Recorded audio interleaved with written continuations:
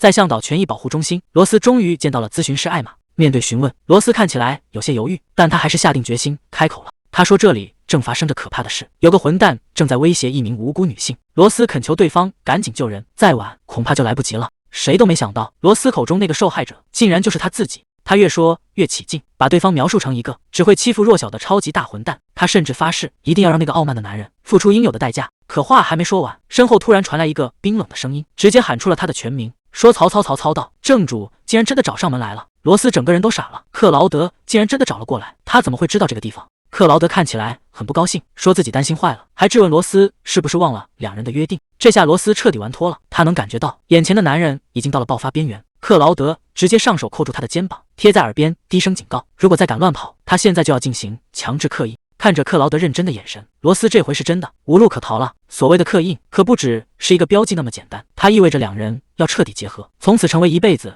绑在一起的伴侣。罗斯心里很清楚，一旦被克劳德刻印，这辈子他都别想再逃跑了。他强撑着笑脸，撒谎说自己只是来帮朋友的忙，试图先稳住这个危险的男人。可克劳德根本不吃这一套，他冷笑着拆穿了罗斯的谎言，眼神里透着一股让人胆寒的冷意。他说自己已经忍得够久了，现在看来完全没有必要再忍下去。罗斯还在拼命演戏，他对着咨询师疯狂使眼色，求对方赶紧把他从这个男人手里救出去。可克劳德根本不给他机会，他直接捏住罗斯的下巴，霸道的宣布他的眼里只能有他一个人。这一吻下去，旁边的咨询师都看傻了，罗斯更是欲哭无泪，因为只有他自己知道，眼前这个看起来深情的男人其实是他玩过的那款游戏里最没人性的头号大反派。而他现在竟然就穿越在这个危险的世界里。这原本是一款普通的恋爱手游，女主艾琳的任务就是攻略各种极品男神。可这游戏最特殊的地方在于，它设定在一个怪物横行的崩坏世界，到处都是杀不完的变异体。为了对抗这些怪物，世界诞生了负责战斗的哨兵，以及专门安抚哨兵精神的向导。说白了，这就是一个披着恋爱外壳的战争故事。正在玩游戏的罗斯忍不住吐槽，在这种随时会没命的剧情里，女主的人设要是立不住，那这游戏可就真没法看了。不得不说，这游戏的女主艾琳长得确实漂亮，可让人意外的是，她竟然只是个没异能的普通文员，每天在管理中心干着打杂的活。罗斯当时还觉得这剧情币着眼都能猜到，无非就是让艾琳遇上个强力哨兵，然后顺理成章的觉醒异能，最后谈一场甜甜的恋爱。他甚至觉得这种逆后宫游戏简直是小菜一碟，随便选个男神都能通关。可很快，现实就狠狠打了他的脸。在罗斯的第一次尝试里，艾琳确实觉醒了，也成功勾搭上了那位温柔的 S 级哨兵。可谁能想到，就在两人感情升温的时候，男主为了阻止暴走，竟然当场就没命了。罗斯不信邪，开始了第二次尝试。这次他选了个看起来很个性的厌世脸男主，本以为这种性格能活得久一点，结果这哥们儿因为拒绝出任务，硬是被管理中心拽去当了炮灰，最后还是没能活下来。到了第三次，罗斯干脆让艾琳使出死缠烂打的招数，死死抱住男主的大腿，不让他走。男主感动得一塌糊涂，深情表白说要一辈子保护他。可结果呢？还没等两人温存一下，男主就被卷进了一场意外的能量暴走，照片直接又挂在了墙上。看着这一排整整齐齐的遗照，罗斯彻底崩溃了。这哪里是恋爱游戏，这分明是男神的100种死法。这游戏绝对有毒，这游戏简直是在挑战人的底线。每当罗斯觉得快要通关的时候，那个神秘的反派就会突然冒出来，把一切美好的结局全部毁掉。最离谱的是，这个反派在游戏里连个正脸都没有，只能通过文字描述知道他是个狠角色。想要看清他到底长什么样，除非能打出那个传说中的特殊结局。罗斯不信邪，跑去玩家社区想搜攻略，结果发现满屏都是哀嚎，根本没人能从这个反派手里活下来。大家都在怀疑这游戏到底有没有正常结局。就在罗斯准备放弃的时候，他突然发现了一个关键细节，这个反派之所以到处发疯搞破坏，是因为他身边根本没有向导。罗斯心里冒出一个大胆的想法，如果能给他找个合适的向导，是不是就能阻止这场灾难了？既然攻略正派男主全是死路一条，罗斯干脆一拍大腿，决定去追那个一直捣乱的大反派。反正女主艾琳有引导能力，说不定连这个疯子也能一起收了。说干就干，罗斯立刻开始疯狂刷反派的好感度。经过无数次被拒绝和重来，剧情终于推进到了关键时刻。画面里，艾琳深情地望着前方，缓缓伸出手说：“我要成为你的依靠。”就在指尖即将触碰的一瞬间，屏幕突然唰的一下变黑了。罗斯还以为是手机关键时刻掉链子，正急着到触乱点，结果屏幕上缓缓浮现出一个名字：克劳德。这又是哪位大神？谁能想到罗斯这次死得更离谱，就因为他伸手碰了一下反派克劳德，这哥们儿竟然因为洁癖发作，嫌弃的直接把他的脖子给拧断了。罗斯对着手机屏幕彻底破防，这哪是反派，这简直就是个不可理喻的垃圾。他气得在楼梯上大喊大叫：“克劳德，你个混蛋，这辈子都别想让人攻略你！”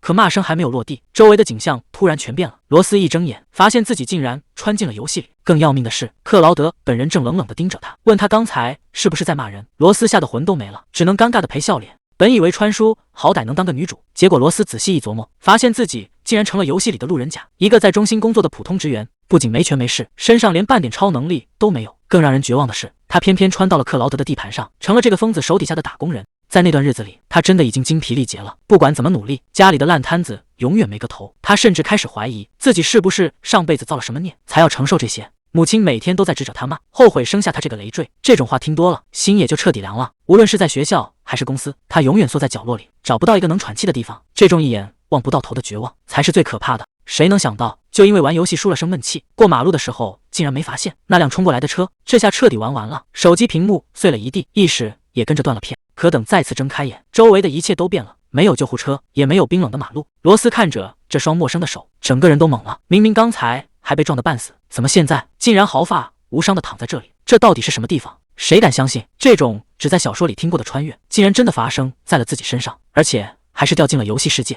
看着镜子里这张脸，罗斯半天没回过神来。这长相和以前完全是两个人，简直美得不像话。不过说实话，对那个累得要死的旧生活，他真的一点都不留恋，所以很快就接受了现实。为了搞清楚现在的处境，他在屋里翻箱倒柜找线索，结果除了知道自己叫罗斯，其他的还是一头雾水。唯一能确定的是，他现在成了一个向导，而且还是个连自己力量都控制不住的半吊子。事情越想越奇怪，在这个世界里，向导只要碰一下哨兵就能发挥作用，可罗斯倒好，竟然是个连力量都控制不住的废柴。不过转念一想，这反而是件大好事，说明他可能只是个路人甲 NPC， 根本没机会掺和进那些要命的主线剧情，不用当拯救世界的英雄，也不用承担什么狗屁责任。这简直是老天爷给他的第二次生命。他已经开始幻想以后自由自在的咸鱼生活了。可现实很快就给了他一记响亮的耳光。罗斯翻遍了所有家底，才发现自己刚才真的想得太美了。这个叫罗斯瓦伦丁的女人，除了这张脸，竟然真的什么都没有，不仅没本事，还是个彻头彻尾的穷光蛋。看着银行卡里那个刺眼的零，罗斯感觉天都要塌了。在这个新世界里，没钱简直寸步难行。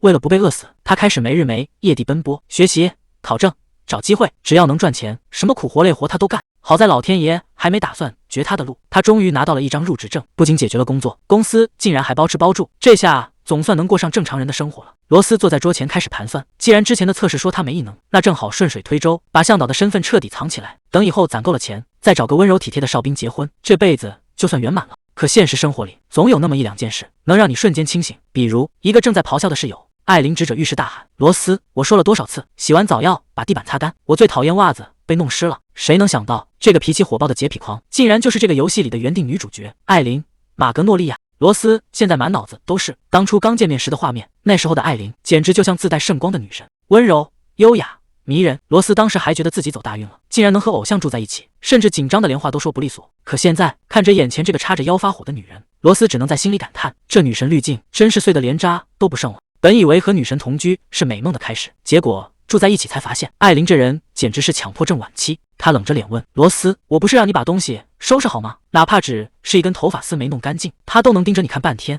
罗斯只能一边道歉，一边在心里犯嘀咕：这日子过得也太憋屈了。回家晚一点，吵醒了他；喝水声音大一点，影响了他看书。迎接罗斯的永远是那副要吃人的表情，这种压迫感哪还有半点温柔女主角的样子，简直比剧本里的反派还要吓人。罗斯现在最后悔的一件事，就是当初刚见面的时候，竟然还担心艾琳会被反派欺负。现在看来，该担心的人明明是他自己，摊上这么一个室友，谁能受得了啊？坏了，坏了！罗斯看着天色，这回比预想的晚了太多。一想到艾琳那副要吃人的表情，罗斯在宿舍门口硬生生停住了。现在回去肯定没好果子吃，说不定还得被训上一整晚。他越想越觉得憋屈，凭什么自己要活得这么小心翼翼，整天看室友的脸色过日子？这哪是宿舍，简直是牢笼！算了，还是别去触这个霉头。罗斯决定先在外面躲一躲，等艾琳彻底睡熟了，再悄悄溜进去。正好晚上的风吹着挺舒服，罗斯索性在花园里散起步来。既然回不去，那就先享受一下这难得的清静吧。就在罗斯打算享受清静的时候，草丛里突然传出一阵响动。这大半夜的，除了他，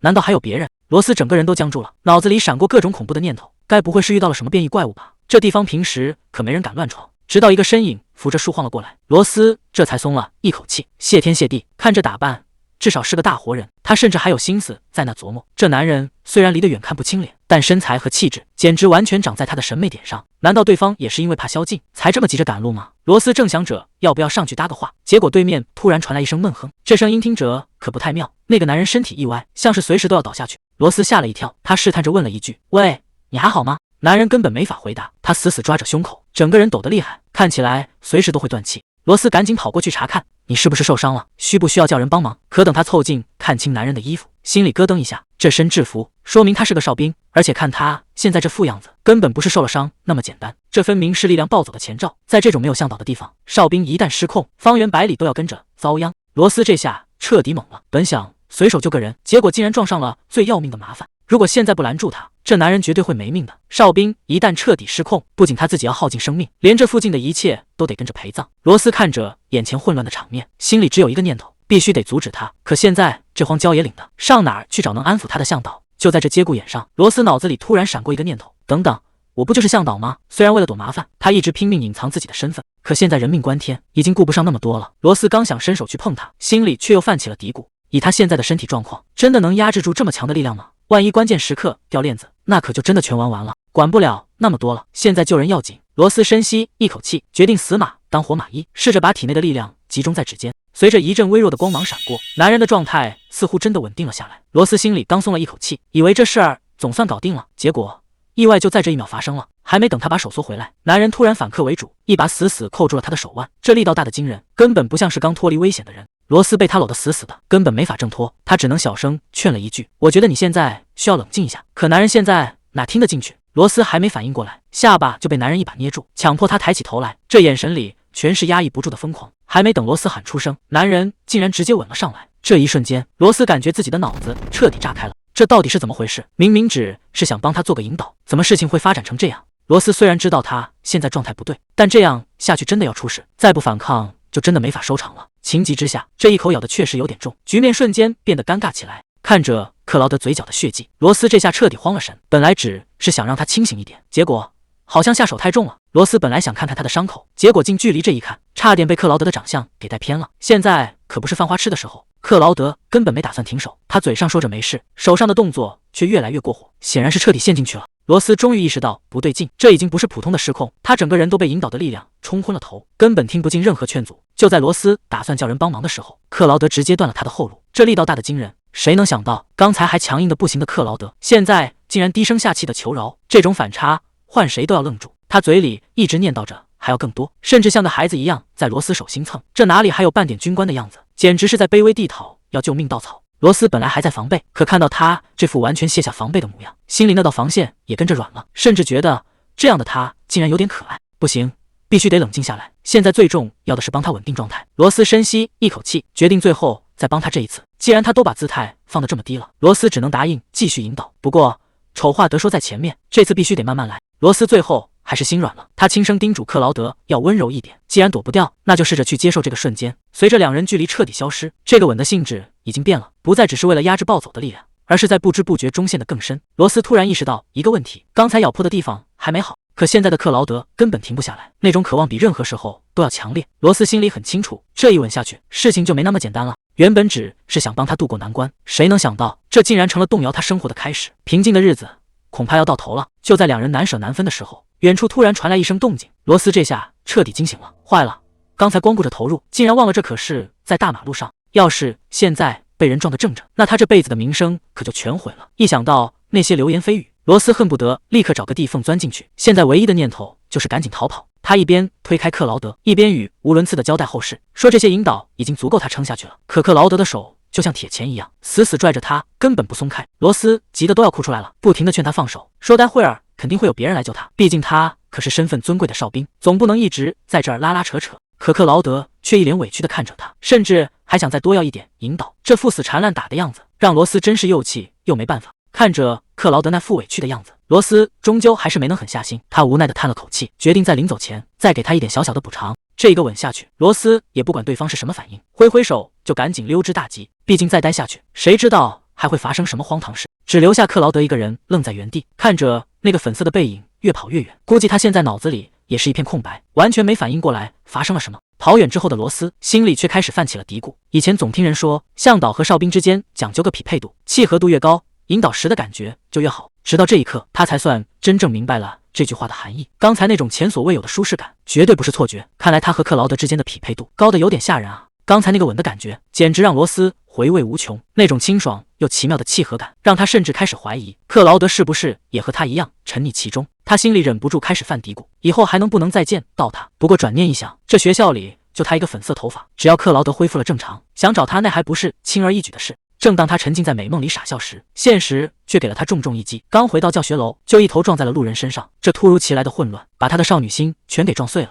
罗斯看着走廊里人挤人的场面，心里别提多烦躁了。明明没听说今天有什么大活动，怎么到处都围满了人，挤得他连路都快走不动了。他赶紧拉住一个路人打听情况，想知道到底发生了什么。可对方的反应却有些奇怪，难道说学校里真的出了什么了不得的大事？校园里现在已经彻底炸开了锅，大家都在传昨晚有个 S 级大佬爆走了，幸好有个神秘人及时出手引导，才没让事情闹到不可收拾的地步。罗斯在一旁听得一愣一愣的，这情节怎么听着这么耳熟？和着大家议论纷纷的那个救命恩人，竟然就是他自己。可还没等他得意2秒，一个更吓人的念头冒了出来。S 级，昨晚那个男人竟然是 S 级。要知道全世界这种级别的怪物一共也就只有4个人。罗斯赶紧在脑子里搜索信息，昨晚那人有一头标志性的黑发，再加上这压倒性的存在感，所有的线索在这一刻全都对上了。那个男人根本不是什么普通哨兵，他就是传说中的克劳德。这下罗斯是真的惹上大麻烦了。他死死抱着怀里的书，脑子里只剩下一个念头：克劳德这个名字不就是那个最邪恶的大反派吗？他昨晚救下的竟然是整个世界里最危险的存在。罗斯现在后悔也来不及了。谁能想到随手帮个忙，居然直接撞进了大反派的手心里。大清早的，克劳德就在这挨个认人，看这架势，昨晚那个胆大包天的女孩，她是非揪出来不可了。艾琳还在旁边吐槽，就算是 S 级超能者，也不能这么耽误大家时间吧？她可一点都不怕这个冷面军官。躲在人群里的罗斯现在只想找个地缝钻进去。昨晚黑灯瞎火的，谁能想到竟然是这个大魔王？要是被他认出来，后果简直不敢想象。克劳德这次是动真格的了，竟然直接把昨晚的守卫找来对峙。躲在暗处的罗斯心都提到了嗓子眼，这要是被认出来，今天谁也救不了他。克劳德冷冷地盯着眼前的守卫，只想知道那个向导到底是谁。可守卫早就吓得话都说不利索，只说当时天太黑，对方跑得比兔子还快。等他赶到的时候，现场就只剩下克劳德一个人了。听到这个回答，克劳德的眼神瞬间冷了下去。既然没看清人，还打断了他的好事，那这笔账可就没法轻易算了。他直接下了死命令，不管用什么手段，必须把那个女人给我救出来。要是办不成，这守卫恐怕就没好果子吃了。克劳德就是在找昨晚那个向导。罗斯抱着书的手都在用力，最担心的事还是发生了，那个大反派的目标就是他。要知道，克劳德在所有 S 级超能者里都是最特殊的那一个，不仅仅是因为他反派的身份，更因为他是个真正的怪物。在这个世界里，其他人都是成年后才觉醒能力，可克劳德在13岁那年就已经展现出了恐怖的天赋。作为当时唯一的顶级觉醒者，他早就习惯了掌控一切。克劳德现在的身份可不一般，他不仅是 S 级超能者的领袖，更是无数人眼中的国民英雄，被大家称为绝对的正义。罗斯心里很清楚，被这样一个权势滔天的人盯上，自己被抓到只是时间问题。更糟糕的是，克劳德在原著里可是个出了名的洁癖，就因为讨厌被人触碰，他甚至在游戏里亲手杀掉了艾琳，简直就是个不讲道理的活阎王。而罗斯昨晚对他做的事情，可比简单的碰一下要严重的多。艾琳还在旁边没心没肺的吐槽，觉得克劳德闹出这么大动静太夸张，只要记得对方的长相和衣服，分分钟就能把人搜出来。不过他也猜到了，克劳德当时正处于力量暴走的边缘，估计整个人都是懵的，根本没看清到底是谁救了他。罗斯还在心里暗自庆幸，听路人说，超能者在力量暴走的时候，不仅会产生严重的幻觉，甚至连大象和松鼠都分不清。这下他总算明白为什么克劳德没能当场认出他。可看着自己这一头显眼的粉发，罗斯还是觉得不保险，万一那家伙突然恢复记忆，自己照样得玩完。就在他打算拉着艾琳赶紧溜走时，意想不到的事情发生了。人群里突然冲出一个戴眼镜的女生，扯着嗓子大喊，说她才是昨晚那个向导。这下连罗斯都看傻眼了，居然有人敢在这种时候跳出来顶包，还睁眼说瞎话，说自己是因为害羞才逃跑的。看着眼前这个突然冒出来的女生，罗斯整个人都傻了，这年头居然还有人上赶着撒谎，难道他是看上了克劳德，想借这个机会白捡个大便宜？那个女生还一脸娇羞的提议，想要和克劳德私下聊聊。周围的人都觉得这是个飞上枝头的好机会，可只有罗斯心里清楚，克劳德那家伙根本不是什么香饽饽，而是一个会因为被碰一下就杀人的疯子。不过转念一想，这对自己来说简直是天大的好事，既然有人愿意出来顶包，那昨晚的事就能彻底翻篇了，自己安全了，那个女生也如愿当上了 S 级向导，这不就是皆大欢喜吗？趁着大家的注意力都在冒充者身上，罗斯赶紧拉起旁边的艾琳，打算趁乱溜出学校，反正这里已经没他们什么事了，只要跑得够快，那个活阎王就永远别想找到他。谁能想到冒充者的戏码还没演完就翻车了？克劳德冷笑着说，这种烂透了的谎话，他连回应都觉得是在浪费时间。就在冒充者被当场打脸的时候，克劳德的目光突然一转，正好和躲在人群里的罗斯对上了。这一瞬间，罗斯感觉自己的心都凉了半截。他还在心里不停地安慰自己，那家伙当时神志不清，肯定不记得自己的长相。可还没等他松口气，克劳德竟然直接转过身，大步流星地朝他这边走了过来。这下事情彻底大条了。看着那尊活阎王离自己越来越近，罗斯吓得赶紧拉住艾琳，想都没想就准备跑路，再不走恐怕就真的走不掉了。克劳德大步走上前，直接叫住了眼前的两个人。罗斯吓得赶紧把艾琳当成挡箭牌，心里还在不停的祈祷，觉得这家伙肯定不是在叫自己。艾琳也以为克劳德是冲着他来的，赶紧老老实实的报上了姓名。罗斯在一旁听得直点头，心想艾琳可是这个游戏的女主角，克劳德找她才是正常的逻辑。可还没等他松口气，克劳德就冷冰冰地打断了艾琳。他说自己要找的根本不是他，而是躲在后面的那个人。这下罗斯彻底傻眼了，本以为能靠这女主角的光环蒙混过关，结果人家根本不是这一套，直接指名道姓要他出来。看着克劳德越来越没耐心的样子，罗斯知道这尊活阎王显然已经盯死他了。眼看克劳德步步紧逼，艾琳赶紧站出来打圆场。他说罗斯只是个普通的7级职员，入职测试早就证明了他身上根本没有任何超能力。在超能者的世界里，普通人就像透明人一样不起眼。艾琳本以为抛出这个身份就能让克劳德失去兴趣，毕竟堂堂 S 级大佬，总不至于跟个普通人过不去。可克劳德只是冷冷地盯着罗斯，一句话也没说。他显然没打算就这么放人，甚至连官方的测试报告都不信。紧接着，他直接转头吩咐身边的助手，让他立刻去查清楚罗斯的所有底细。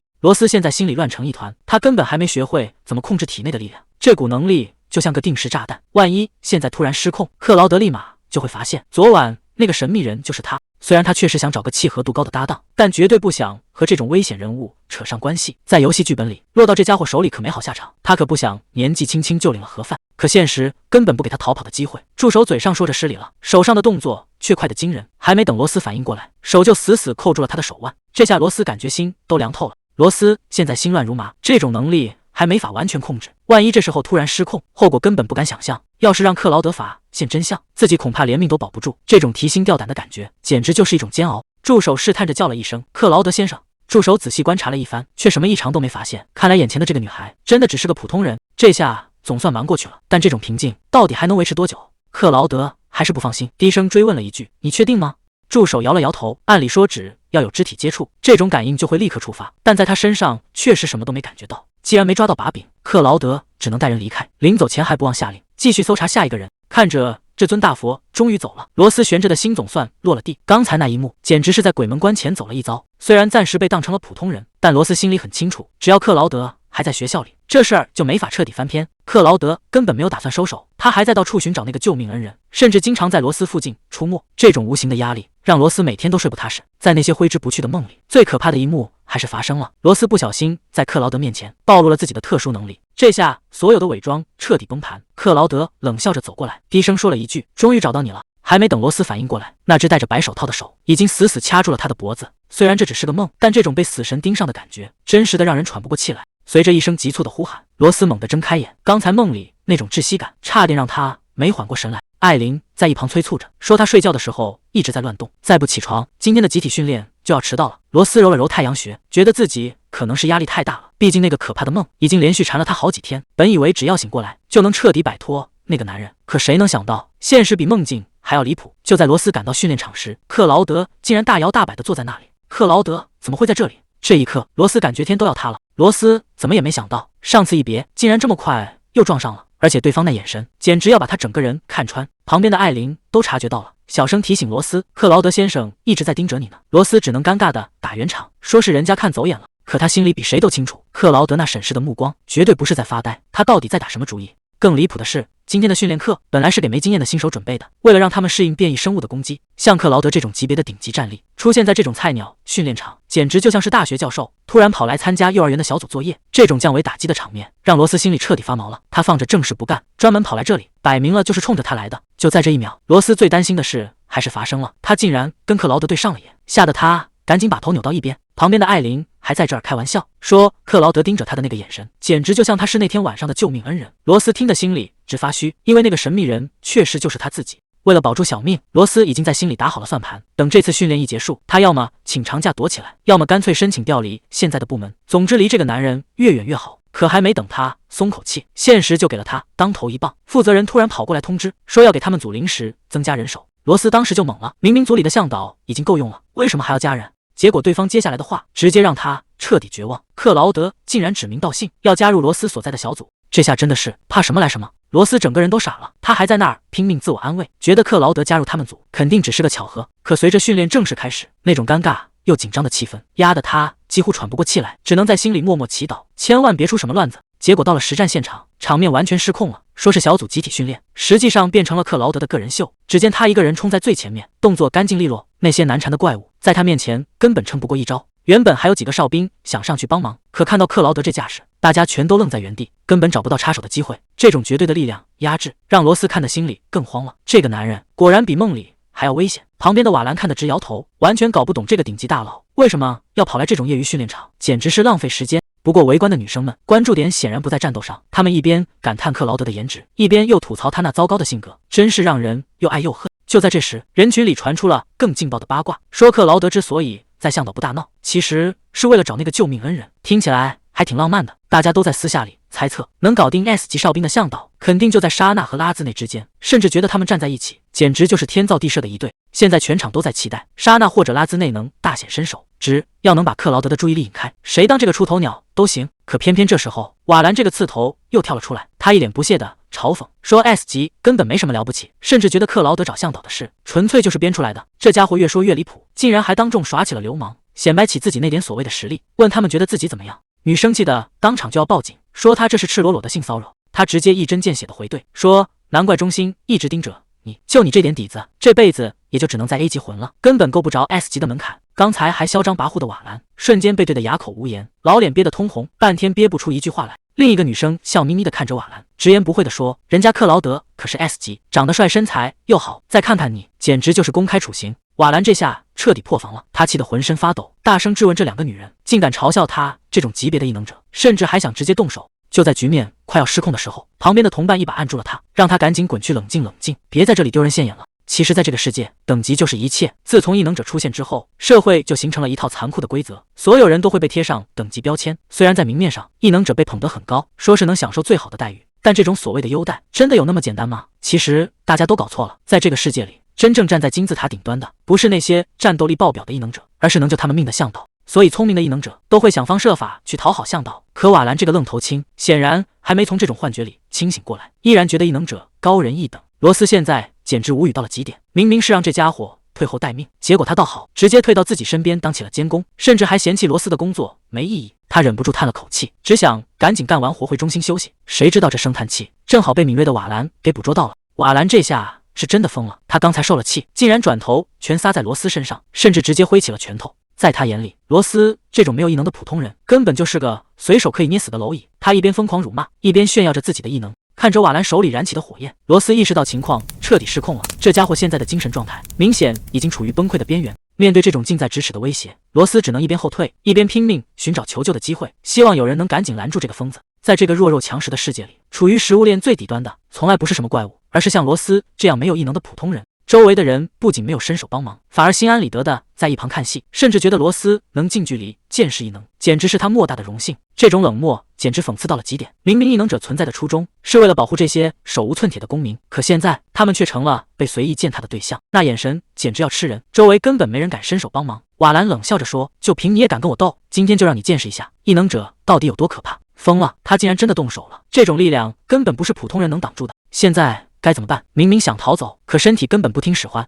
瓦兰手里燃起火焰，冷笑着说，装可怜对我可没用。就在这千钧一发的时刻，一股莫名的力量死死扣住了他的手。瓦兰气急败坏的大喊，到底是谁？谁敢在这儿多管闲事？还没等他反应过来，紫色的光芒瞬间炸裂，这股力量强得离谱。刚才还嚣张跋扈的瓦兰，现在竟然被打得惨不忍睹。等等，那个背影怎么这么眼熟？难道是克劳德？他不是应该在前线战斗吗？怎么会突然出现在这里？而且还是在最关键的时刻。克劳德冷冷地看着地上的废柴，语气里满是不屑，真难看。他随手一挥，就像处理垃圾一样简单。训练结束了，所有人立刻撤退。克劳德头也不回地吩咐手下把那个烂摊子处理干净。罗斯整个人都愣在原地，简直不敢相信这个冷血的男人竟然会出手救他。这事儿怎么看都透着古怪，他这种身份的人怎么会突然跑来参加模拟训练，还偏偏进了他负责的小组？不仅在关键时刻救了他，甚至还特意叮嘱手下要照顾好他，这简直像是太阳从西边出来了。虽然现在被他带离了危险，但他心里更没底了。像克劳德这样的人，总不可能是专门为了他才来的吧？看着地上这些闪闪发光的粉末，谁能想到这竟然是魔像被克劳德打碎后的残骸？他忍不住打了个冷战。幸好克劳德没把注意力放在他身上，要是被那种怪物盯上，下场估计跟这些灰尘没区别。他还在努力跟克劳德撇清关系，觉得他刚才出手纯粹是因为瓦兰那张嘴太欠抽了，绝对不是为了救他。就在随从宣布任务结束，大家准备打道回府的时候，身后突然传来一阵阴森的声音，那个被打得半死的瓦兰竟然摇摇晃晃的又站了起来，满脸写着不甘心。他歇斯底里的咆哮着：“没他的允许，谁也别想走！”瓦兰现在已经彻底疯了，他根本不管周围人的死活，疯狂的攻击着视线内的一切，现场乱成了一锅粥，到处都是崩塌的碎石。他这是打算拉着所有人一起变废。就在大家惊恐逃窜的时候，瓦兰还在歇斯底里的咆哮，叫嚣着要让所有人陪葬。突然，一个冰冷到极点的声音在混乱中响了起来：“安静点！”紧接着又是2个字：“闭嘴！”还没等瓦兰反应过来，一道恐怖的力量瞬间降临，刚才还不可一世的咆哮声一下子彻底哑火了。瓦兰还在拼命挣扎，嘴里不停地叫嚣着放开他，但在绝对的力量面前，这不过是毫无意义的垂死挣扎。克劳德冷冷地看着他，像是在看一个已经坏掉的玩具。既然已经彻底失去了理智，那就没必要再废话了。他随手一挥，直接给瓦兰来了个物理断电。刚才还闹腾的不行的男人，瞬间像烂泥一样瘫在地上。这一幕看得罗斯脊背发凉，这就是传说中 S 级的真正实力吗？简直就是降维打击。他现在只有一个念头，那就是尽量降低自己的存在感。真是屋漏偏逢连夜雨。本以为麻烦已经解决了，结果刚才瓦兰那一顿乱砸，直接把地基给震塌了。眼看整个洞穴就要活埋所有人，随从们急得团团转，拼命问有没有逃生卷轴。罗斯赶紧翻出压箱底的宝贝，这可是最后的救命稻草了。可还没等大家高兴太久，他发现了一个致命的问题：这卷轴是10人份的，原本9个人绰绰有余，可现在加上克劳德和向导，队伍里整整有12个人，这就尴尬了。传送卷轴严重超载，意味着必须有2个倒霉蛋被留下，在这种鬼地方落单，那跟等死没什么区别。就在他一筹莫展的时候，脑子里突然灵光一现，差点忘了，现场不就坐镇着一位顶级大佬吗？克劳德这种级别的强者，按理说应该能自己传送吧？可还没等他开口确认，旁边的随从就开始自作主张了。他们居然提议让克劳德直接带着他这个平民先走，这简直就是强买强卖，根本没人问过他的意见。随从们倒是理直气壮，觉得保护平民和向导是第一优先级。还没等他反应过来，手里的卷轴就被一把夺了过去。这帮人根本不知道事情的严重性，觉得撕个卷轴能有什么危险，简直是把逃命当成了儿戏。眼看随从就要强行启动传送，他急得大声尖叫，想要阻止，可已经太晚了。随着卷轴被猛地撕开，局面瞬间失控了。这帮人简直是卖队友的专业户。传送光芒一闪，他们带着昏迷的瓦兰，直接脚底抹油溜的无影无踪。他还没来得及跳进传送阵，就眼睁睁看着救命的光消失了。他瘫坐在地上，欲哭无泪。这群混蛋走的也太干脆了，连头都不回一下。可还没等他抱怨完，他突然意识到一个更严重的问题。刚才情急之下，他好像把心里话给喊出来了。他居然当着克劳德的面，直接管这位 S 级大佬叫怪物。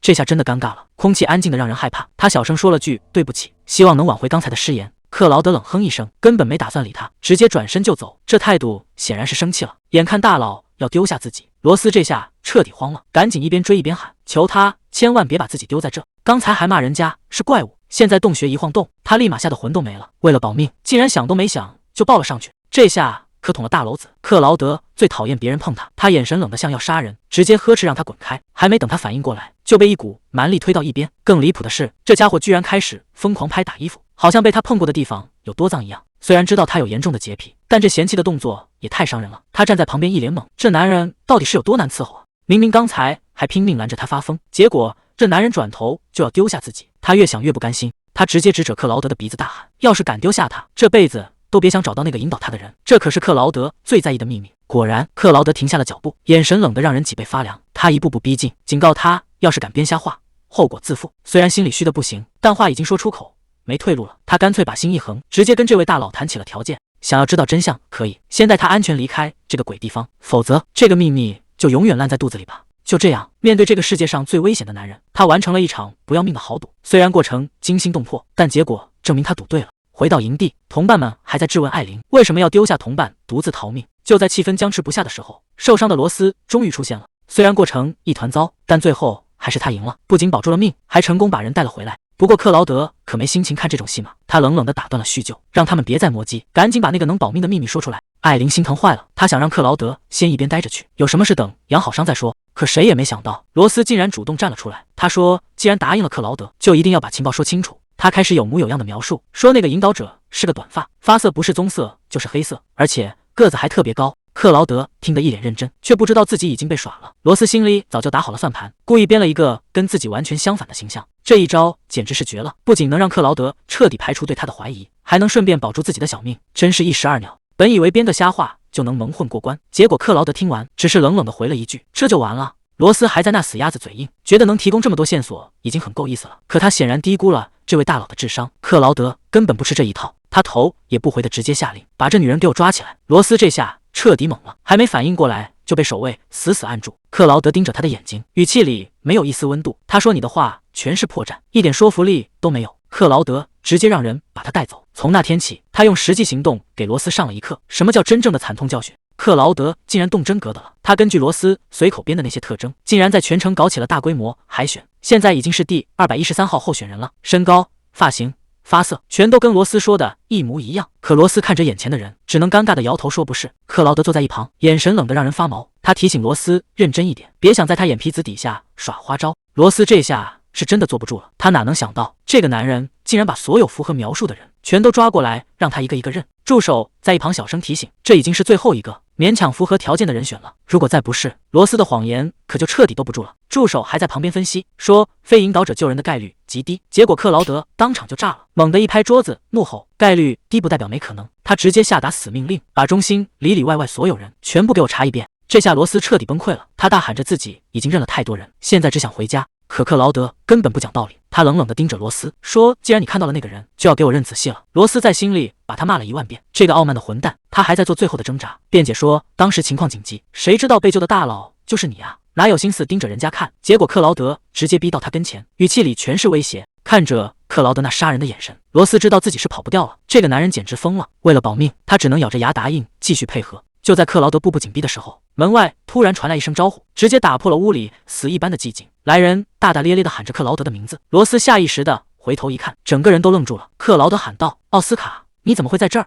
奥斯卡脸上挂着温柔无害的笑容，跟浑身散发冷气的克劳德相比，他简直就像个自带光环的天使。奥斯卡一副看热闹不嫌事大的样子，说外面都在传克劳德最近不太对劲，所以他特意跑来看看到底是什么事能让这位大人物心烦。可话还没说完，他的注意力就全跑偏了，盯着旁边的罗斯直夸可爱。这自来熟的镜头确实让人没法接。罗斯赶紧礼貌地打了个招呼，心里却泛起了嘀咕，这家伙帅得确实有点过分。按理说在原著里绝对是个大人物，可翻遍了脑子里的记忆，竟然完全想不起他是谁。难道剧情里又出现了什么没见过的厉害角色？奥斯卡这人是真不把自己当外人，上来就聊起罗斯的头发，嘴里还不停地夸漂亮。罗斯这下总算对上号了，原来他就是原著里那个人气超高的 A 级向导奥斯卡。虽然不是主角，但凭着那张脸确实圈了不少粉。只是没想到这种万人迷竟然跟克劳德认识。奥斯卡还一脸坏笑的调侃说克劳德最近玩失踪，原来是躲起来陪美女了。结果克劳德根本不接这茬，直接一个滚字甩过去。奥斯卡这社交能力确实没话说，主动弯下腰自我介绍，还非常有礼貌地询问罗斯的名字。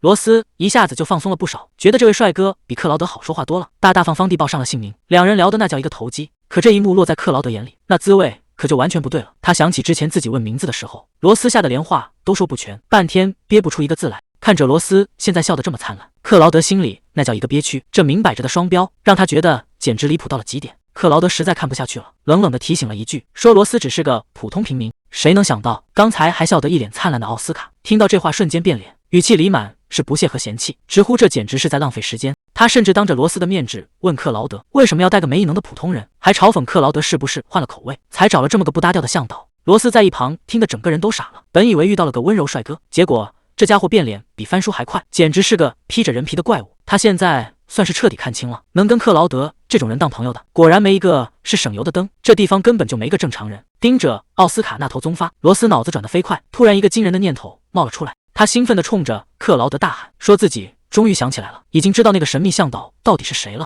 这话一出，刚才还一脸傲慢的奥斯卡整个人都懵了，连声大喊这绝对不可能。克劳德更是当场定住，眼神里写满了怀疑。他觉得罗斯是在拿这种大事开玩笑，语气冰冷地质问他到底在打什么主意。罗斯这回是铁了心要揭穿真相，他一字一句说得清清楚楚，那天引导克劳德的人绝对就是眼前的奥斯卡。他甚至当众列出了证据，短棕发高个子，每一个细节都跟他看到的一模一样。这下直接把奥斯卡架在火上烤了。刚才还一脸傲慢的奥斯卡这下彻底坐不住了，他一边往后退一边拼命解释，说自己根本没干过这事，话都快说不利索了。可罗斯那副笃定的样子让整件事变得扑朔迷离。克劳德在一旁沉默不语，这种死一般的寂静才是最让人心里发毛的。克劳德这下彻底失控了，他怒吼着让奥斯卡赶紧滚蛋，甚至直接动手把人推开，整个人看起来已经到了爆发的边缘。罗斯在一旁冷眼旁观，看他这副心态崩了的样子，心里别提多痛快了，觉得这全是克劳德自找的。可紧接着克劳德就开始不对劲了，他失魂落魄的在那嘀嘀咕咕，反复说着这绝对不可能。罗斯凑过去想听个清楚，问他到底在瞎嘟囔什么，结果克劳德根本没理会，只是死死盯着罗斯的脸。他的目光最后停在了罗斯的嘴唇上，脑子里全是那天晚上的画面，一个极其危险的念头正在他心里疯狂滋长。克劳德还在那下琢磨，回想着那个吻又软又甜，心里100个不相信那双嘴唇居然会属于奥斯卡。罗斯在一旁尴尬的要命，听着别人当面点评自己的嘴唇，这滋味简直没法说。他只想赶紧结束这个话题。为了彻底把水搅浑，罗斯干脆出了个损招，提议让克劳德再去亲一次奥斯卡，看看感觉到底对不对。趁着克劳德还没反应过来，罗斯赶紧找个借口闪人。这一通胡说八道下来，他觉得连早晨的空气都变清新了。可这安稳觉还没睡多久，艾琳就急匆匆地推门进来，一边摇晃一边大喊，让罗斯赶紧从床上爬起来。看这架势，外面肯定又出大事了。艾琳一大早就急得火上眉梢，可罗斯还没睡醒，看着眼前的艾琳，竟然觉得她像个发光的天使。艾琳可没心思开玩笑，她担心罗斯昨天整整失踪1天，是不是又被克劳德那帮人威胁了，催着罗斯赶紧去举报。罗斯倒是淡定得很，他知道自己这回把克劳德坑得不轻，对方现在估计正躲着他呢，举报不举报的根本没意义。到了办公室，罗斯的心情简直好到了极点，连艾琳在耳边的唠叨听起来都像是在唱歌。他干起活来也是风风火火，谁给的任务都满口答应，其实心里早就飞到了食堂，满脑子只剩下中午那顿大牛排了。罗斯正美滋滋的准备去吃大餐，压根没把之前的事放在心上。可他显然低估了哨兵的记性，这帮人要是死缠烂打起来，那是真的甩都甩不掉。就在他哼着小曲的时候，脑袋突然被人重敲了一下，还没等他发火，身后就传来一个冷冰冰的声音，直接喊出了他的全名。这熟悉的声音让罗斯心里咯噔一下，回头一看，克劳德正黑着脸站在那，浑身上下都散发着一种要把人活剥了的低气压。看这架势，克劳德肯定是回过味来了。他咬牙切齿地盯着罗斯，质问他怎么敢把自己当猴耍。这下完蛋了，这顿牛排怕是吃不成了。罗斯看着克劳德那副要吃人的样子，心里突然冒出一个荒唐的念头。他瞪大眼睛，简直不敢相信，这家伙居然真的跑去亲了奥斯卡。罗斯忍不住开启了吐槽模式，说好的重度洁癖呢，平时连碰都不让别人碰一下，这回为了找人，居然连这种牺牲都做得出来。谁能想到，为了验证那个荒唐的传言，克劳德竟然真的去试了。他冷冷地盯着罗斯，语气里全是危险的味道。别开玩笑了，告诉我真相。罗斯这下彻底懵了，本以为能糊弄过去，结果对方居然玩得这么大，他只能硬着头皮继续编，说自己知道的就这么多，可心里早就乱成一团。这家伙到底是怎么试的？罗斯忍不住问了一句：“大人，你该不会真的亲上去了吧？”克劳德直接让他闭嘴，看他那副嫌弃的样子，显然对刚才的试探恶心到了极点。罗斯突然反应过来，在原著的设定里，这家伙其实患有严重的接触过敏，只要跟人有肢体接触，他就会感受到针扎一样的剧痛，所以他才总是戴着手套，连领口都扣得死死的。既然他这么害怕碰触，那绝对不可能主动去亲奥斯卡，这简直就是送上门的救命稻草。罗斯深吸一口气，为了保命，只能拿这个死穴当挡箭牌了。他轻声开口：“克劳德大人，既然解释不清楚，罗斯干脆豁出去了。”他直视着克劳德的眼睛，提议玩一场豪赌。如果证明奥斯卡不是那个人，他愿意接受任何惩罚。但如果他赢了，克劳德以后绝对不能再来纠缠。只要这次能赌赢，就能彻底摆脱这个可怕的男人，重新过回自由自在的日子。而此时的另一边，奥斯卡正被一群女生围得水泄不通，简直就是行走的万人迷。他正打算应付这些热情的追求者，却突然停下了脚步，好像察觉到了什么。奥斯卡回过头，还没意识到自己已经成了别人赌桌上的筹码。罗斯赶紧凑上去，假装是替克劳德传话的，说大人有急事找他。奥斯卡虽然觉得有点奇怪，毕竟克劳德那性格很少会主动找人，但他还是乖乖跟着走了。一路上，奥斯卡这八卦之魂就没停过，一直追问罗斯跟克劳德到底是什么关系。罗斯赶紧撇清，说两人一点关系都没有。可奥斯卡根本不信，还一脸坏笑的调侃起来。他说这可是破天荒头一回看见克劳德身边带个女人，难道那家伙居然喜欢这种小不点？罗斯听得火大，虽然自己确实不算高，但被当面叫成小不点，这口气真是怎么都咽不下去。奥斯卡这人真是个笑面虎，嘴上说着相信罗斯，可那副漫不经心的样子，总让人觉得他心里憋着坏。罗斯忍不住在心里吐槽，这家伙变脸比翻书还快，简直让人捉摸不透。他试探着问了一句：“奥斯卡大人，您是不是经常被说没眼力见？”谁知道奥斯卡不仅没生气，还一脸惊喜的承认了，甚至还自恋的觉得那是别人都不懂他的魅力。罗斯这下是彻底无语了，见过脸皮厚的，没见过这么自我感觉良好的。说话间，两人已经到了门口，奥斯卡正四处张望，寻找克劳德的身影。就在这时，一个冰冷的声音从身后传来：“奥斯卡！”克劳德二话不说，直接把奥斯卡堵在了墙角。这突如其来的压迫感把奥斯卡整个人都搞懵了。罗斯在一旁笑得合不拢嘴，还假惺惺的打圆场，说人已经带到了，让两位帅哥慢慢深入交流。克劳德被盯得浑身不自在，冷冷地问罗斯：“你难道打算一直在这儿盯着看？”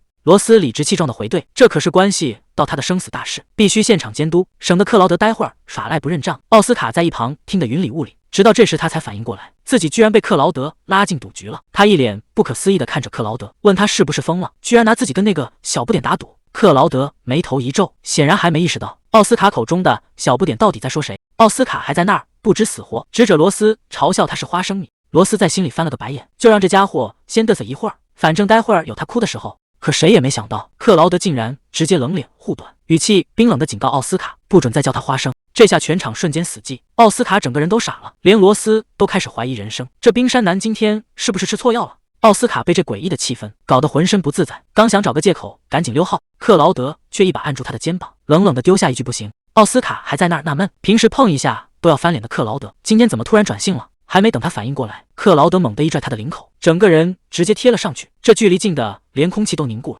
罗斯在旁边看的眼珠子都要掉了，心想克劳德这回是玩真的吗？难道真的要当众亲下去？奥斯卡这下是彻底吓疯了，一边拼命挣扎一边惨叫，问克劳德是不是吃错药了？他们两个大男人可没那种关系。看着奥斯卡在那儿鬼哭狼嚎，罗斯不仅没打算上去帮忙，反而露出了腹黑的微笑。谁让你平时嘴欠不积德？这两个大男人的拉扯，场面简直没法看。奥斯卡一边拼命后退，一边大喊自己只给女生做疏导，让克劳德赶紧离他远点。克劳德这回是铁了心，非要通过疏导来证明清白。可还没等他真的凑上去，奥斯卡就发出了杀猪般的惨叫，求他把嘴拿开。由于奥斯卡反抗的太激烈，克劳德最后直接被推开了，别说亲下去了，这下连手都没能碰着。奥斯卡坐在地上大口呼吸，虽然莫名其妙被卷进来，但只要没被亲上，他就觉得已经是万幸了。克劳德气得当场爆了粗口，这下不仅没能证明清白，反而把自己的脸都丢尽了。罗斯这回算是彻底赢了，他盯着克劳德，让他愿赌服输，以后少来招惹自己。结果克劳德还真就消失了。罗斯以为这段孽缘终于断干净，总算能过上几天清静日子。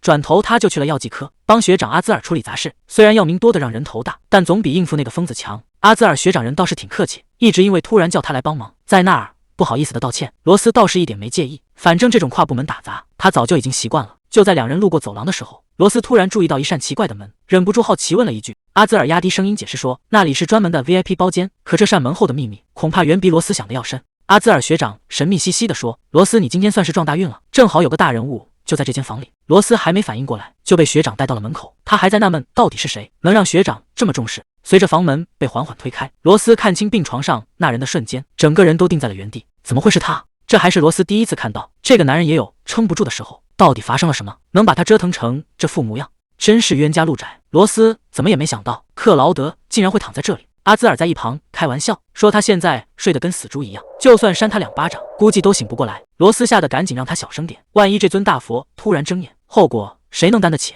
阿兹尔被解释说，他现在被注射了强效药物，还吃了大量的安眠药，短时间内根本没法反抗。可罗斯心里还是打鼓，这种药对付普通人还行，但对付克劳德这种怪物，真的能管用吗？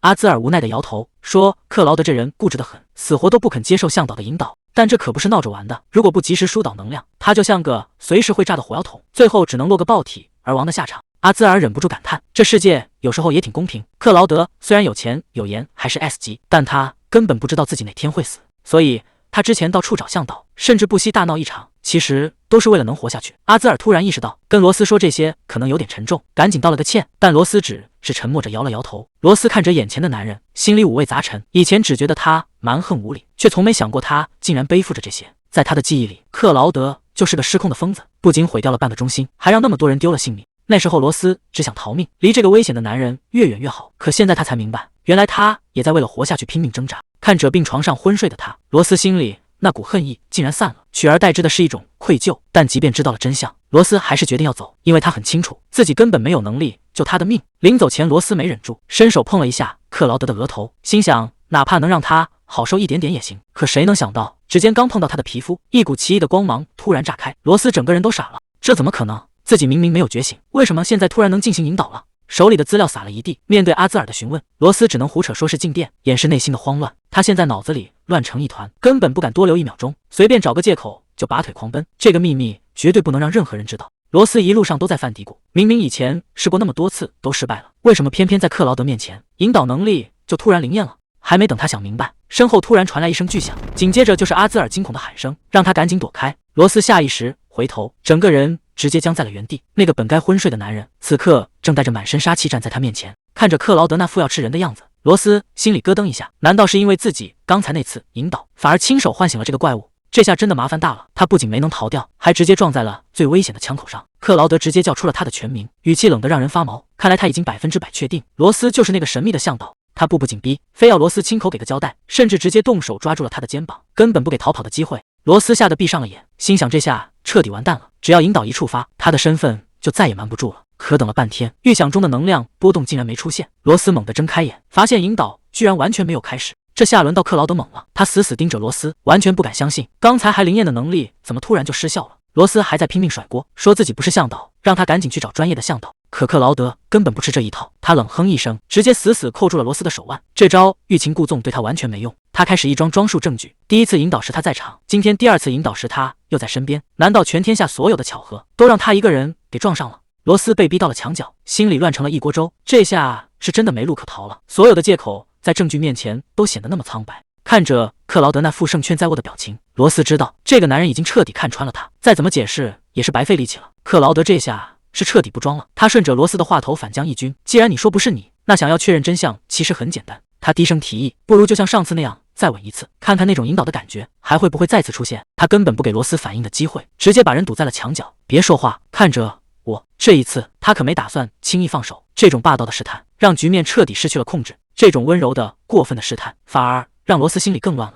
他最担心的还是自己的身份会当场穿帮，好在最后关头那种感应并没有发生。克劳德盯着他看了半天，最后也只是冷冷的回了一句：“我知道了。”这下克劳德总该死心了吧？明明一切都按计划进行，罗斯也终于安全了。可看着他转身离开的背影，罗斯心里不但没觉得轻松，反而莫名其妙的多了一丝说不出的失落。克劳德虽然承认了罗斯不是向导，但他并没有打算就这么算了。紧接着又抛出一个致命问题：既然你不是，那刚才还有谁进过这间屋子？罗斯心里很清楚，如果这时候说没看见人，克劳德绝对会继续怀疑到他头上。为了彻底脱身，他只能硬着头皮编个瞎话。他说刚才确实撞见了一个人，留着棕色短发，急匆匆的往外跑，那样子肯定就是你要找的向导。这种睁眼说瞎话的感觉并不好受，但为了保命，罗斯只能把这口锅甩给一个不存在的人。好在克劳德并没有起疑，道了声谢就转身离开了。看着他离去的背影，罗斯总算松了一口气。罗斯原本以为这下总算能彻底解脱了，既然克劳德已经不再怀疑，那这段提心吊胆的日子也该画上句号了。可还没等他松口气，现实就给了他当头一棒。阿兹尔拿着记录板走过来，一脸同情地告诉他：“克劳德大人又要见你。”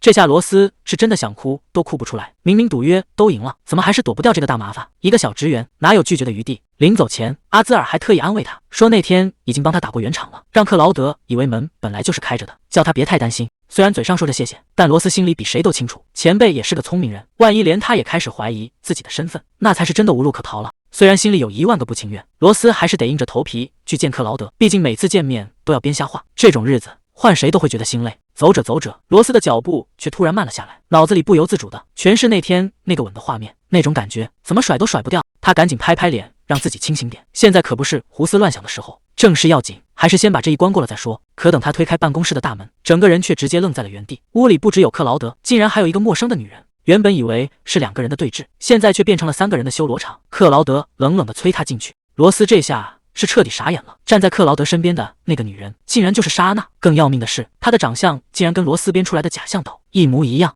这简直是怕什么来什么。原本只是想随口编个瞎话脱身，看着莎娜那冷冰冰的眼神，罗斯只觉得脊背发凉，对方似乎对自己充满了敌意。罗斯小心翼翼的试探，问克劳德找他到底有什么事，可对方只是冷冷的回了一句：“找你还能有什么事？”克劳德这招是真的狠，他直接指着旁边的莎娜问罗斯：“那天你撞见的那个向导，是不是就是他？”罗斯这下彻底坐不住了，这简直就是公开处刑。他盯着莎娜仔细对比，发色确实像，但发型好像又有点出入。就在罗斯犹豫不决的时候，克劳德的语气突然变得极其恐怖，他死死盯着罗斯，逼他立刻给出一个准话，到底是还是不是？罗斯现在是横竖都是死，要是点头，莎娜肯定会被克劳德盯上；要是摇头，自己撒谎的事恐怕就瞒不住了。就在这千钧一发的时刻，一直沉默的莎娜突然开口了，她语气强硬的反问克劳德：“大人，您是不是问错人了？”谁能想到莎娜竟然敢当众教训克劳德，她直截了当地告诉对方：“有本事直接来问我，别去为难那个小职员。”旁边的罗斯都看傻了，原本以为莎娜只是个普通角色，没想到这姐们儿才是真正的狠角色，连克劳德的面子都不给。克劳德冷笑一声，缓缓站起身来。既然对方都把话挑明了，那他也没必要再绕圈子。他逼近莎娜，一字一句地质问：“那天带路的人到底是不是你？”可莎娜不仅没被吓住，反而笑得更灿烂了。她凑到克劳德耳边，语气里满是挑衅：“想要答案可以，但哪怕你是克劳德大人，也得拿出点诚意来才行。”面对莎娜的公然挑衅，克劳德竟然破天荒的沉默了。他死死盯着眼前的女人，而莎娜就那样气定神闲的站着，嘴角还带着一丝若有若无的笑意。每个打工人从上班第一天起，估计都动过掀桌子的念头。罗斯现在就想把杯子摔了。这种日子他真是1秒钟都待不下去。谁能想到他已经陪着克劳德和莎娜连着逛了好几天的街，从公园到游乐园，再从海边到现在的咖啡馆，这哪是出门散心，这分明是全职电灯泡。罗斯实在看不下去了，既然都到这一步了，你们两个直接牵手不就结了？这几天的约会进展的那叫一个顺利。莎娜笑着问：“你知道我刚才说什么了吗？”克劳德居然很有耐心的回应，看他跟莎娜聊得这么自然，估计心里确实挺中意人家。可罗斯越看越觉得扎心，这男人对别人的态度跟对自己完全是两码事，对自己不是瞪眼就是威胁，甚至还动不动就冷脸警告，这双标玩的也太离谱了。坏了，罗斯光顾着吐槽，差点把这几位大神给忘了。这几个跟在克劳德身后的随从，身份一个比一个离谱，竟然全是游戏里的男主角，金发的丹尼尔，红发的威廉，还有银发的利夫娜，这可都是顶级的 S 级哨兵，随便拎出一个都能独当一面，怎么现在全跑来当跟班了？罗斯实在是憋不住了，直接开口问他们：“你们这种身份，为什么要给克劳德当随从？”接下来的回答让所有人都没料到。本以为这几位顶级哨兵是有什么把柄落在克劳德手里，结果一开口全是彩虹屁。丹尼尔一脸崇拜地说：“克劳德大人简直帅得没边。”威廉和利夫娜更夸张，一个说他是活着的传奇，一个说他的能力让人不得不服。罗斯在旁边听的人都傻了，闹了半天，这哪是什么随从团，这分明是克劳德的死忠男粉团。看着这群人满眼冒星星的样子，罗斯陷入了深深的自我怀疑。克劳德明明是个喜怒无常的疯子，居然还能成为这帮男人的偶像，这世界果然是越来越看不懂了。丹尼尔不仅长得帅，说话还特别好听，看罗斯累得够呛，主动提出要请他吃点心。最关键的是，这钱居然还能走公款报销，说是工作期间的必要开支。一听到能公款吃喝，罗斯整个人都精神了，刚才那点疲惫瞬间消失。既然有人买单，那肯定不能客气。他指着柜台里的蛋糕，想都没想就点了一大份。看着满桌子的甜点，罗斯终于觉得这苦差事总算有了点盼头。果然没有什么烦恼是公款吃喝解决不了的，这蛋糕简直绝了。罗斯吃的整个人都要飘起来，还不忘招呼旁边的几位帅哥，让他们也赶紧尝尝。丹尼尔他们几个本来还想端着点架子，结果被罗斯的热情一感染，干脆围在一起吃开了。大家有说有笑，气氛那叫一个和谐，完全把刚才的紧张感抛到了脑后。可就在这时候，远处的克劳德正冷冷地看着这边，一句话也没说，这眼神看得人脊背发凉。罗斯还没意识到自己正带着克劳德的死忠粉在老板眼皮子底下偷懒。莎娜正忙着跟克劳德套近乎，结果这位爷根本不领情，冷着脸直接把人打断。他转头看向正在吃蛋糕的罗斯，语气里全是嫌弃，说他在旁边吵得自己心烦。罗斯指着鼻子一脸懵，还没反应过来怎么回事。克劳德接下来的话更气人，他冷冷地说：“既然你这么闲，就去给我拿几张餐巾纸过来。”罗斯简直不敢相信自己的耳朵，自己被当成了跑腿的服务员。可看着克劳德那副要吃人的表情，他也只能认怂，乖乖伸手去拿纸。罗斯心里那叫一个不平衡，克劳德对别人都客客气气的，怎么偏偏到了自己这就跟变了个人似的。他把纸巾往桌上一拍，心想这下总该消停了吧。结果克劳德连头都没抬，又冷不丁的补了一句：“还要水。”这一句话差点没把罗斯气得当场罢工，这哪是拿他当同伴，分明是把他当成了贴身保姆。虽然心里已经问候了他1万遍，但看着克劳德那张冷脸，罗斯还是只能认命，老老实实的把水递了过去。莎娜连叫了好几声，克劳德才猛地回过神来，一脸心不在焉的问：“刚才聊到哪了？”还没等人家把话说完，罗斯就在旁边开启了吃播模式，对着手里的草莓蛋糕一顿猛夸。他还兴冲冲的招呼克劳德，让他也赶紧尝一口。这没心没肺的样子，直接把现场的气氛给带偏了。更要命的是，刚才还一脸冷淡的克劳德，居然破天荒的应了一声，眼神全勾在罗斯身上了。莎娜彻底坐不住了，猛地一拍桌子站了起来。莎娜这下是真的憋不住了，当场质问克劳德今天到底是来看谁的。他指着远处的罗斯，语气里全是委屈，说克劳德的眼睛就没离开过那个女孩。可克劳德连个解释都没有，只是冷冰冰的回了一句：“有话就快说。”这态度简直让人心凉。莎娜自知留下来也是自讨没趣，只能丢下一句场面话，转身头也不回的走了。躲在远处的罗斯直接看傻了，本以为人家是在甜蜜约会，结果自己竟然成了那个破坏气氛的罪魁祸首，这下麻烦大了。莎娜居然直冲着他过来了。罗斯正吃得起劲，突然感觉身边停下了一个人，抬头一看，竟然是刚跟克劳德吵完架的莎娜。罗斯还没反应过来是怎么回事，莎娜就猛地转过头，那眼神恨不得要在他身上戳个洞。这下罗斯彻底懵了，自己明明什么都没干，怎么就成了对方的眼中钉？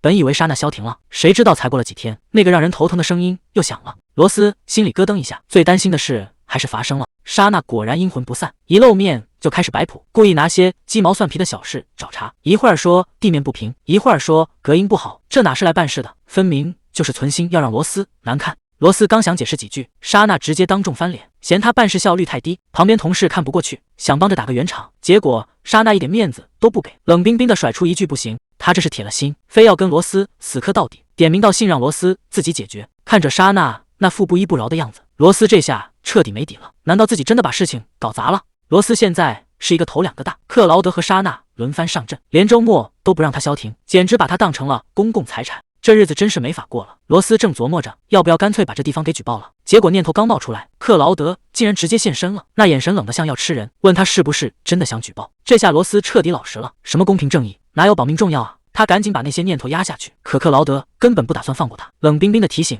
你迟到了。”真是怕什么来什么。看着克劳德和莎娜站在一起，罗斯只觉得这画面太扎眼，恨不得原地消失。克劳德倒是没废话，转过头冷冰冰的甩下一句：“祭典人多，老老实实跟紧我。”罗斯一路上东张西望，总觉得哪里不对劲。平时克劳德身后那帮随从，今天怎么一个都没见着？他忍不住开口打听，结果克劳德头都没回，语气平静的让人发毛。他说那些人再也不会出现了。罗斯这会儿正犯嘀咕，总觉得刚才哪句话说错了，惹得克劳德又不高兴了，连个能商量的人都没有。结果一转头，他就撞见莎娜，想去拉克劳德，还没等碰着呢，克劳德反手就是一个拒绝，那语气冷得能掉冰渣子，直接让莎娜离远点，半点面子都没给留。罗斯在旁边都看傻了，原来克劳德不是针对谁，他是对所有人都一视同仁的很。不过回想起以前，这家伙看谁都像看垃圾，现在居然能忍住没当场发飙，难道他这是转性了？看着克劳德那副冷脸，罗斯心里竟然还有点庆幸，这算哪门子的运气啊？这祭典逛起来是真费劲，罗斯走的腿都酸了，肚子也开始不争气的抗议，正发愁上哪找点吃的，结果一抬头，一串香喷喷的烤肉就递到了跟前。克劳德这动作快得让人没反应过来，罗斯简直不敢相信自己的眼睛，这太阳是打西边出来了，克劳德居然会主动给人买吃的。看罗斯在那愣神，克劳德眉头一皱，冷冷地问他是不是不想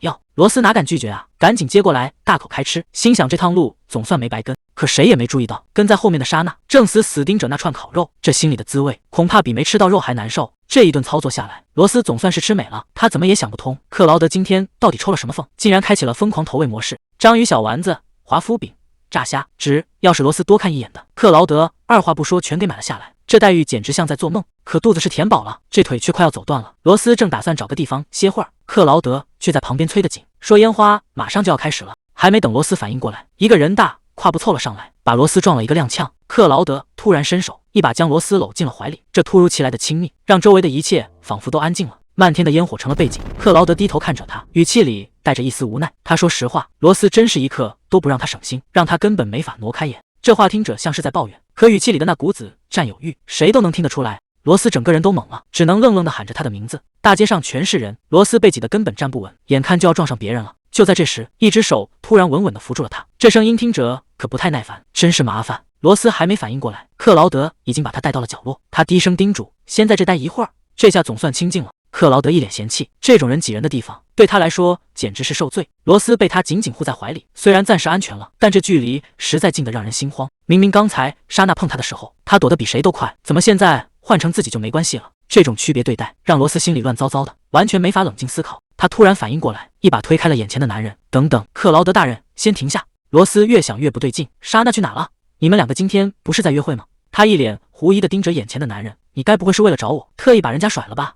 克劳德倒是淡定得很，随口回了一句不知道，还说莎娜自己能搞定。这话听得罗斯火冒三丈，亏他为了这事儿连整个周末都搭进去了，结果现在居然是这种局面。他在旁边小声嘟囔，克劳德却突然凑了过来，有什么话你就大大方方说出来。克劳德突然靠了过来，这距离实在离得太近了。罗斯吓得赶紧摆手说没事，可他心里却掀起了惊涛骇浪。刚才那一瞬间，自己该不会是不小心对他进行了向导吧？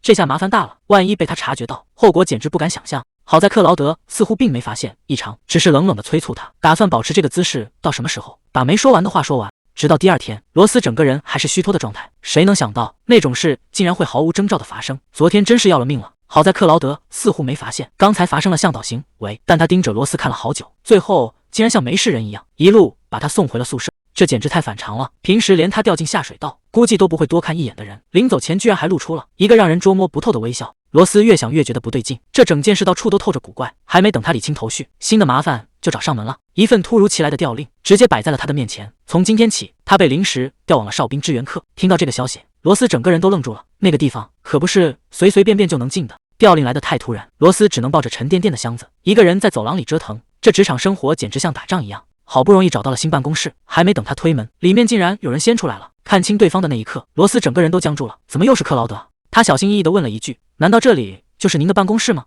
克劳德没有多余的废话，只是侧过身冷冷地说了句：进来吧。推开门的那一瞬间，里面的景象让罗斯彻底看呆了。这办公室的环境简直好的没话说。罗斯还没来得及感叹，克劳德就指了指旁边的位子，让他以后就在那儿办公。这下罗斯彻底反应过来了，这距离近的有点离谱，自己现在的身份不就是他的私人秘书吗？他试探着问了一句：“那接下来谁来跟我交代具体的工作内容？”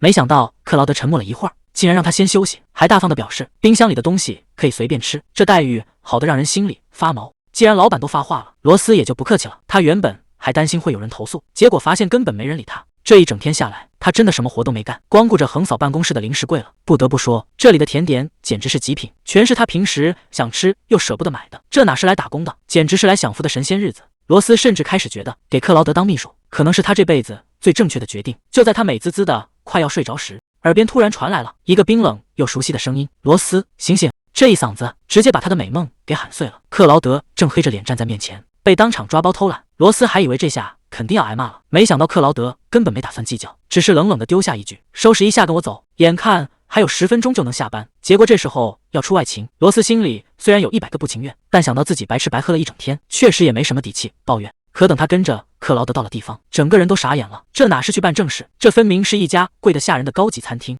罗斯这辈子都没进过这种地方，他看着克劳德的背影，心里开始犯嘀咕，特意定了这么高级的位置，他到底想干什么？罗斯刚找个位置坐下，克劳德的眉头就皱了起来，他有些不解地问：“你怎么坐到那儿去了？”罗斯被问得一愣，赶紧解释说：“那个位置不是留给莎娜小姐的吗？他觉得按照规矩自己不该乱坐。”结果克劳德根本不在乎这些，他语气平淡地回了一句：“不用管那些，你就坐我对面。”这话听着简单，但意思再明显不过了。今晚在这张桌子上没有什么规矩，只有他想让谁坐在对面。桌面上规律的敲击声让气氛变得有些微妙。罗斯这时候才反应过来，这根本不是什么普通的加班。等一下，现在这情况，难道是要和克劳德单独吃饭？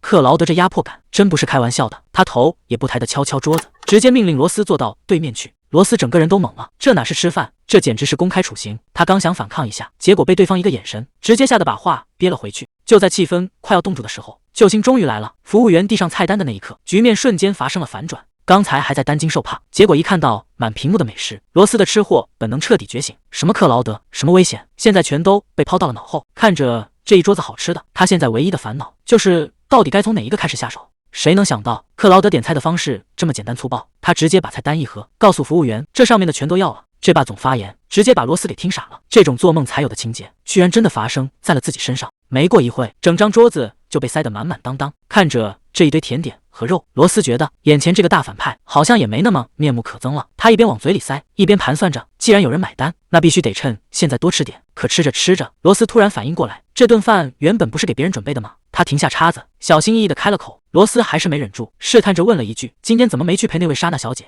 谁知道克劳德头也不抬，冷冰冰地回了一句：“那个女人已经没用了。”这话一出，罗斯手里的叉子都差点掉了，全程都以为莎娜是他的向导，结果他现在居然说那个人根本就是个冒牌货。克劳德放下了餐具，语气变得异常笃定。他说：“哨兵有一种本能，一眼就能认出谁才是真正匹配的人。”罗斯这下彻底慌了，难道自己隐藏的身份早就被他看穿了？如果他真的发现了真相，那接下来的局面可就完全失控了。听到克劳德说还没找到向导，罗斯总算松了一口气，看来自己的身份暂时还没暴露。但还没等他缓过神来，对方接下来的话却让他整个人都僵住了。克劳德语气平淡的像在说家常，他说自己马上要出发，去处理一个快要爆炸的传送门，而且是在没有向导的情况下一个人去，这简直就是去送死。没有向导的安抚，哨兵一旦在战场上暴走，就再也不可能活着回来。罗斯这下是真的急了，他脱口而出：“既然这么危险，那你直接拒绝不去不就行了？”克劳德语气平静的让人害怕，他说：“既然暴走无法避免，那就该选个没人的地方，把破坏降到最低。”罗斯听得手心发凉，因为他很清楚，一个哨兵如果死于暴走，瞬间释放的能量会像恒星毁灭一样烧尽周围的一切，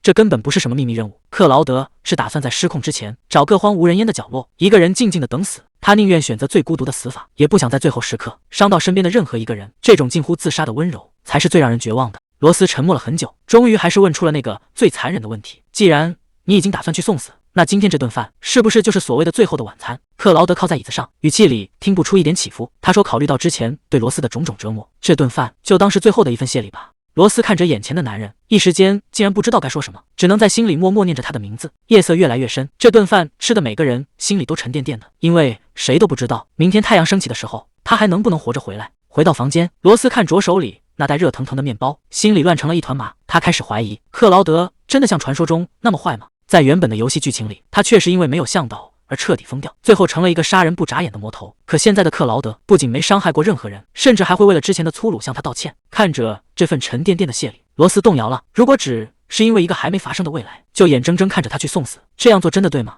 一个大胆的念头在他脑海中闪过，如果自己现在出手引导他，是不是一切都会变得不一样？可一旦迈出这一步，他隐藏已久的身份就再也瞒不住了。罗斯这边刚想找艾琳谈谈，结果还没开口，对方就已经开启了防御模式。艾琳整个人缩在被子里，只露出一双圆溜溜的大眼睛。罗斯好声好气的求他听两句，结果易林直接来了个睁眼说瞎话，说自己已经睡熟了。罗斯开始玩起了无中生有的套路，他说自己有个朋友遇到了一个长得帅但名声极差的男人，本来是一直躲着走的，结果相处下来发现对方其实挺温柔。说到关键地方，罗斯还试探性的提了一句，说那个朋友觉得自己能帮上男人的忙，甚至还在纠结要不要出手。结果话还没说完，原本还在装睡的艾琳直接一个翻身坐了起来，一针见血的戳穿了真相。你直接说克劳德大人在撩你，而你已经动心了，不就行了？这下轮到罗斯彻底傻眼了，想抵赖都找不到借口。玩笑归玩笑，艾琳的脸色突然变得严肃起来，她冷冷地问罗斯，你觉得一个这辈子都高高在上的人，真的懂什么叫体贴和关心吗？虽然不知道克劳德大人为什么要费心思去拉拢你，但他绝不是那种你这种不谙世事的小姑娘能应付的男人。在他眼里，你可能只是一个有趣的猎物，或者是某种计划里的一环。清醒点吧，现实可不是什么浪漫童话。就在罗斯心乱如麻的时候，门外突然传来了敲门声，有人在轻声询问他在不在。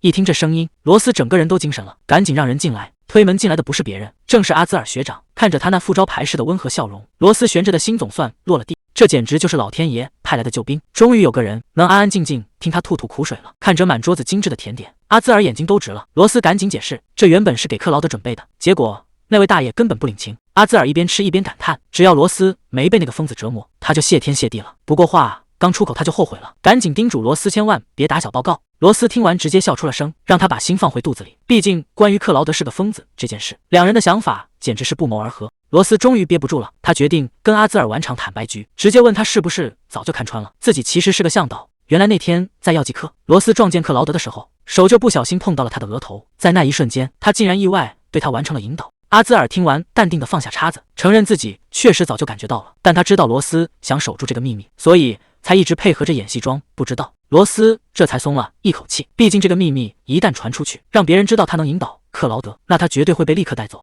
罗斯越想越后怕，要是真被克劳德那个大魔王关起来，这辈子恐怕就彻底交代了。阿兹尔一眼就看出他还有心事，毕竟坦白身份只是个幌子。罗斯犹豫了半天，终于开口，他说最近跟克劳德接触多了，发现这人好像也没那么差劲，甚至觉得他还有点可怜。这想法一出，连他自己都吓一跳。阿兹尔听完直接笑出了声，调侃他是不是动了真心。罗斯虽然嘴上急着否认，但心里那点小九九早就被看得精光了。闹归闹，罗斯还是说起了正经事。他听说克劳德马上要执行大任务，所以想问问阿兹尔有没有什么办法能帮帮他。罗斯脑子里全是可怕的画面，听说这次任务九死一生，克劳德要是真回不来了怎么办？他实在没法就这么坐以待毙。他试探着问阿兹尔能不能想个法子，让他在克劳德出发之前偷偷摸摸给他做一次引导。阿兹尔低头盘算了一下，随即露出了招牌式的微笑。既然罗斯都开口求助了，那他肯定有办法搞定。画面一转，来到了哨兵中心，克劳德已经准备就绪，真正的秘密行动现在才要正式开始。克劳德早就受够了这种日子，每天只能靠吃药苟延残喘。谁能想到，这个在外人眼里冷血强悍的男人，其实一直活在噩梦里。他曾经是真正的天之骄子，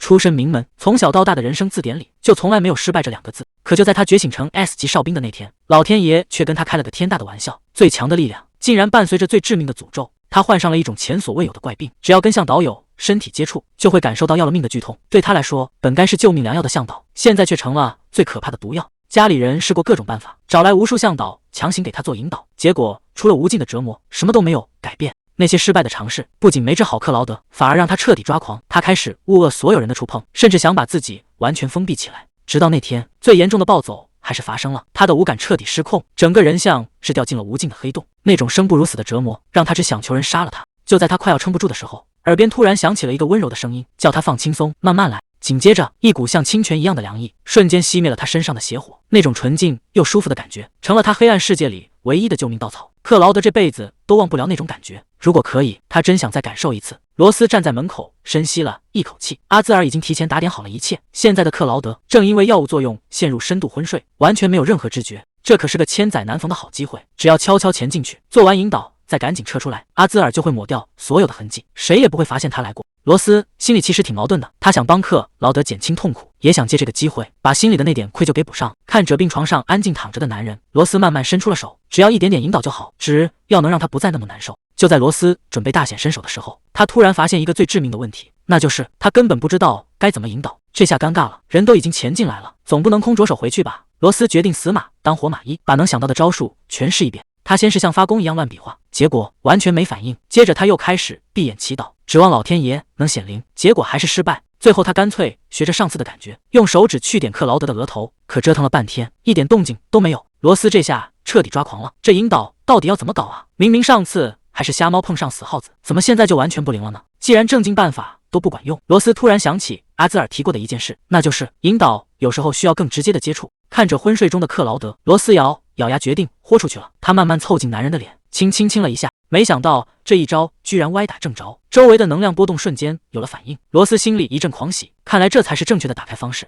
不过这种感觉好像还没彻底到位。罗斯心一横，既然亲一下管用，那就干脆做到底吧。他整个人直接贴了上去，打算趁热打铁，把剩下的引导全部搞定。罗斯正全神贯注地进行引导，可就在这个关键时刻，原本应该深度昏睡的克劳德突然发出一声闷哼，紧接着他竟然直接伸手抓住了罗斯。其实从第一眼见到罗斯，他就发现这女孩不简单，那种莫名的吸引力让他根本无法移开视线，哪怕是在人群中，他也一眼就能认出她。这个女人到底有什么魔力，能让克劳德这么心烦意乱？明明调查报告上写得很清楚，罗斯只是个再普通不过的平民，看起来确实没什么特别的，可他就是没办法把他从脑子里赶走，甚至越看这些资料，心里那股火就烧得越旺。他想见他，想亲手触碰他。克劳德承认自己动了私心，他想把罗斯占为己有，这种从未有过的强烈感觉让他只想把这女人锁在身边。他试过近距离观察，甚至把她带在身边，可结果却让他更头疼，因为罗斯就像指缝里的沙子，怎么抓都抓不住。无论他怎么试探，这姑娘总能装傻充愣，一会儿说自己只是个路人，一会儿又死活不承认向导的身份，简直像条滑不溜手的泥鳅。克劳德突然在这个时候传唤奥斯卡，心里直打鼓，总觉得这事儿透着一股危险的气息。他越想越不对劲，脑子里甚至开始胡思乱想，难道克劳德这家伙真的对自己动了心？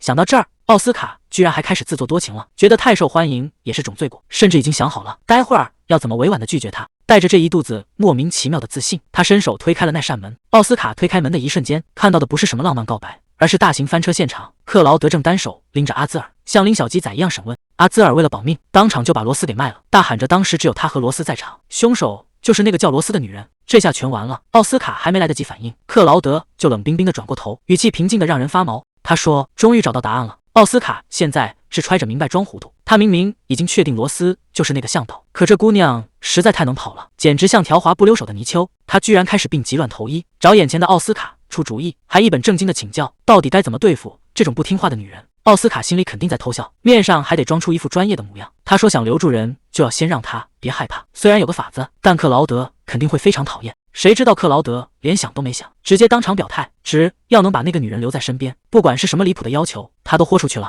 原来最高端的猎人往往是以猎物的身份出现。克劳德亲手导演了一场大戏，目标只有一个，就是让罗斯彻底放下戒心。他故意利用那个叫莎娜的女人，在罗斯面前放烟雾弹，然后再装出一副温柔体贴的样子，一点点渗透进他的生活，生怕动作太快会把他吓跑。中间虽然出了点小岔子，那帮没眼力见的下属差点坏了事，但也被他随手处理干净了。现在所有的棋子都已就位，罗斯还以为自己遇到了真爱，殊不知整个舞台都在按照克劳德的剧本在演。当怀疑彻底变成了实锤，这场猫鼠游戏的终点也就到了。克劳德已经没耐心再等下去，为了让罗斯彻底掉进陷阱，他竟然打算对自己下狠手。阿兹尔在一旁听得直发毛，反复确认他是不是真的要这么干，毕竟那种药的味道极其恶心，正常人根本受不了，必须得配合安眠药，在完全失去意识的情况下服用。但这正是克劳德想要的，他要用这招苦肉计，把罗斯永远锁在自己身边，哪怕代价是折磨他自己。克劳德拒绝了所有能减轻痛苦的方案，他不想重蹈覆辙，更不想在昏睡中错过任何细节。他要清醒地看着自己掉进深渊。阿兹尔拿这个疯子一点办法都没有，只能留下一句祝你好运，然后无奈地转身离开。随着输液管里的液体一滴滴落下，那种难以言喻的药力开始在克劳德的血液里疯狂乱窜，像是要把他的身体从内部撕碎。但他只是死死地撑着，没有发出一点声音。这种滋味简直比吞苍蝇还难受，但克劳德连眉头都没皱一下，只要能熬过这一关，他就能得到他。看着罗斯满脸担忧的靠近，甚至主动送上温柔，克劳德知道这罪总算没有白受。他故意示弱，任由身体一点点沉下去，就像一个耐心的猎人，静静等待猎物自己撞进怀里。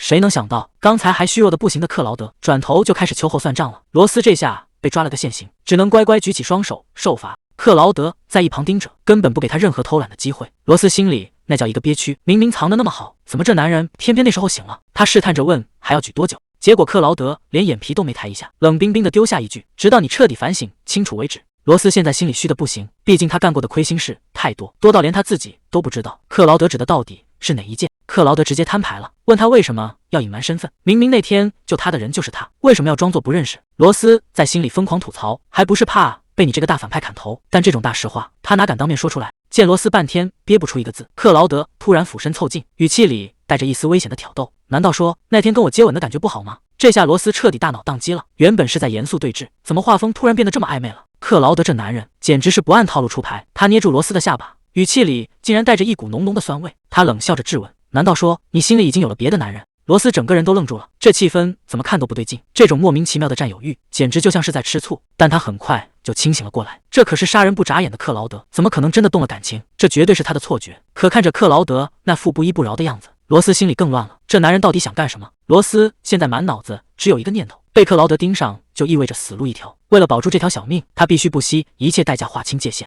他结结巴巴的解释说自己不是讨厌克劳德，只是能力太不稳定，怕关键时刻掉链子帮不上忙。本以为这番话能让对方退缩，谁知克劳德听完只是轻描淡写的回了一句，如果只是担心这个，那完全不是问题。他一边慢条斯理地整理手套，一边理所当然地宣布，既然能力是随机触发的，那我们就一直做到成功为止。克劳德这男人疯起来真是没人拦得住，他根本不给罗斯拒绝的机会，直接抛出了一个重磅炸弹。他一脸从容地提议，既然要提高成功率，不如先从同居开始。克劳德突然提议，我们要不要进行刻印？这话一出，他整个人都傻了，这进展是不是太快了点？所谓的刻印可不是闹着玩的，一旦成功，这辈子就只能有彼此了。这意味着他们将彻底占有对方，再也没有反悔的机会。说白了，刻印就是一场无法离婚的契约，但最关键的条件是两人必须共度一夜。罗斯还没反应过来，克劳德竟然直接开始解扣子，这下他是真的慌了，这种大事怎么能这么随便？他下意识喊出了同居2个字，没想到克劳德正等着这一句，他笑着说，好主意，那这就搬过来住吧。按理说哨兵都得住宿舍，可克劳德因为重度洁癖，竟然一个人住在外面。罗斯跟着他来到家门口，整个人直接愣住了，这哪是普通的房子，简直就是私人豪宅。他刚才还在纠结同居的事，现在满脑子想的都是以后我也能住这么好的地方吗？克劳德倒是淡定，直接伸手推开了大门。罗斯已经迫不及待想看看这房子的内部到底有多夸张了，本以为进了豪宅能开开眼，结果推开门一看，罗斯直接傻眼了，这屋里竟然空的连件家具都没有。克劳德说他在这住了7年，这哪是住人啊，简直就是个冷冰冰的仓库。他倒是大方，让罗斯看上什么就添什么。这下罗斯可来劲了，他要把这里全换成自己喜欢的风格，顺便还能拉近两人的关系，简直是一举两得。才过了短短10天，家里就完全变了样，到处都是可爱的装饰和绿植，甚至还换了一张超级舒服的大床。罗斯躺在床上感叹，这哪是地狱生活啊，这简直就是天堂。看来和克劳德同居比他预想的要香多了。以前和艾琳住的时候，罗斯每天都要被唠叨着去打扫卫生，可现在跟克劳德同居，日子简直发生了天翻地覆的变化。克劳德这个重度洁癖，竟然主动包揽了家里所有的家务，甚至为了陪着罗斯，他连办公室都不去了，直接把工作搬回家里做。罗斯这下可算是实现了终极梦想，每天什么都不用干，躺在家里就能把工资领了。这种带薪躺平的日子，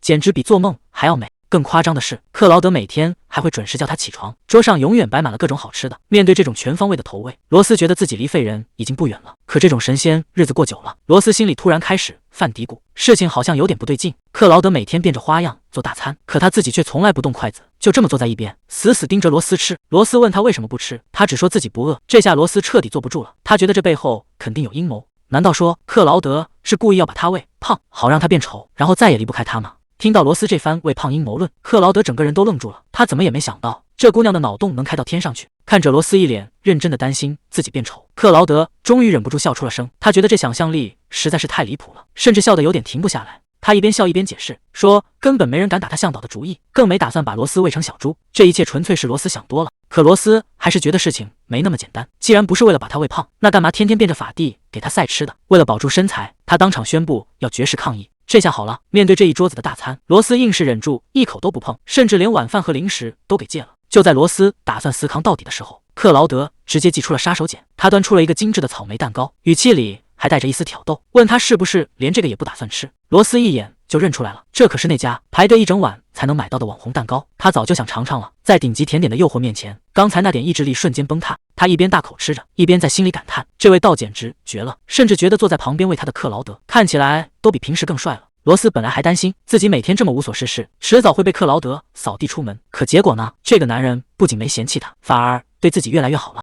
吃着克劳德买回来的蛋糕，罗斯心里反而开始犯虚，觉得自己之前的拒绝有点太自私了，甚至开始反思是不是对他太刻薄了。更让他纳闷的是，同居了这么久，克劳德竟然表现得绅士过头了。别说进一步的亲密接触，他甚至连碰都没碰过罗斯一下。罗斯终于忍不住了，他主动找克劳德摊牌，问他自己每天这么混日子，连正经的向导工作都做不好，真的没问题吗？谁知道克劳德一点没客气，直接回了一句：他确实挺讨厌游手好闲的人。这一记毒舌瞬间让罗斯扎心了。可看着罗斯吃瘪的样子，克劳德的眼神却变得有些复杂，那种难以言说的情绪显然不是讨厌那么简单。就在这一刻，屋里的气氛彻底变了。罗斯能感觉到两人之间的向导共鸣正在疯狂地往上涨。克劳德显然也察觉到了，他没再给罗斯退缩的机会，直接伸手托住他的下巴，眼神里透着一种让人无法拒绝的压迫感。还没等罗斯反应过来，克劳德已经把他按倒在床。面对罗斯慌乱的求饶，他根本没打算停手，只是低声命令他，现在只能看着他一个人。罗斯脑子里乱成一团，他想不明白为什么向导能力会突然失控，可克劳德的吻已经落了下来，完全封死了他所有的疑问。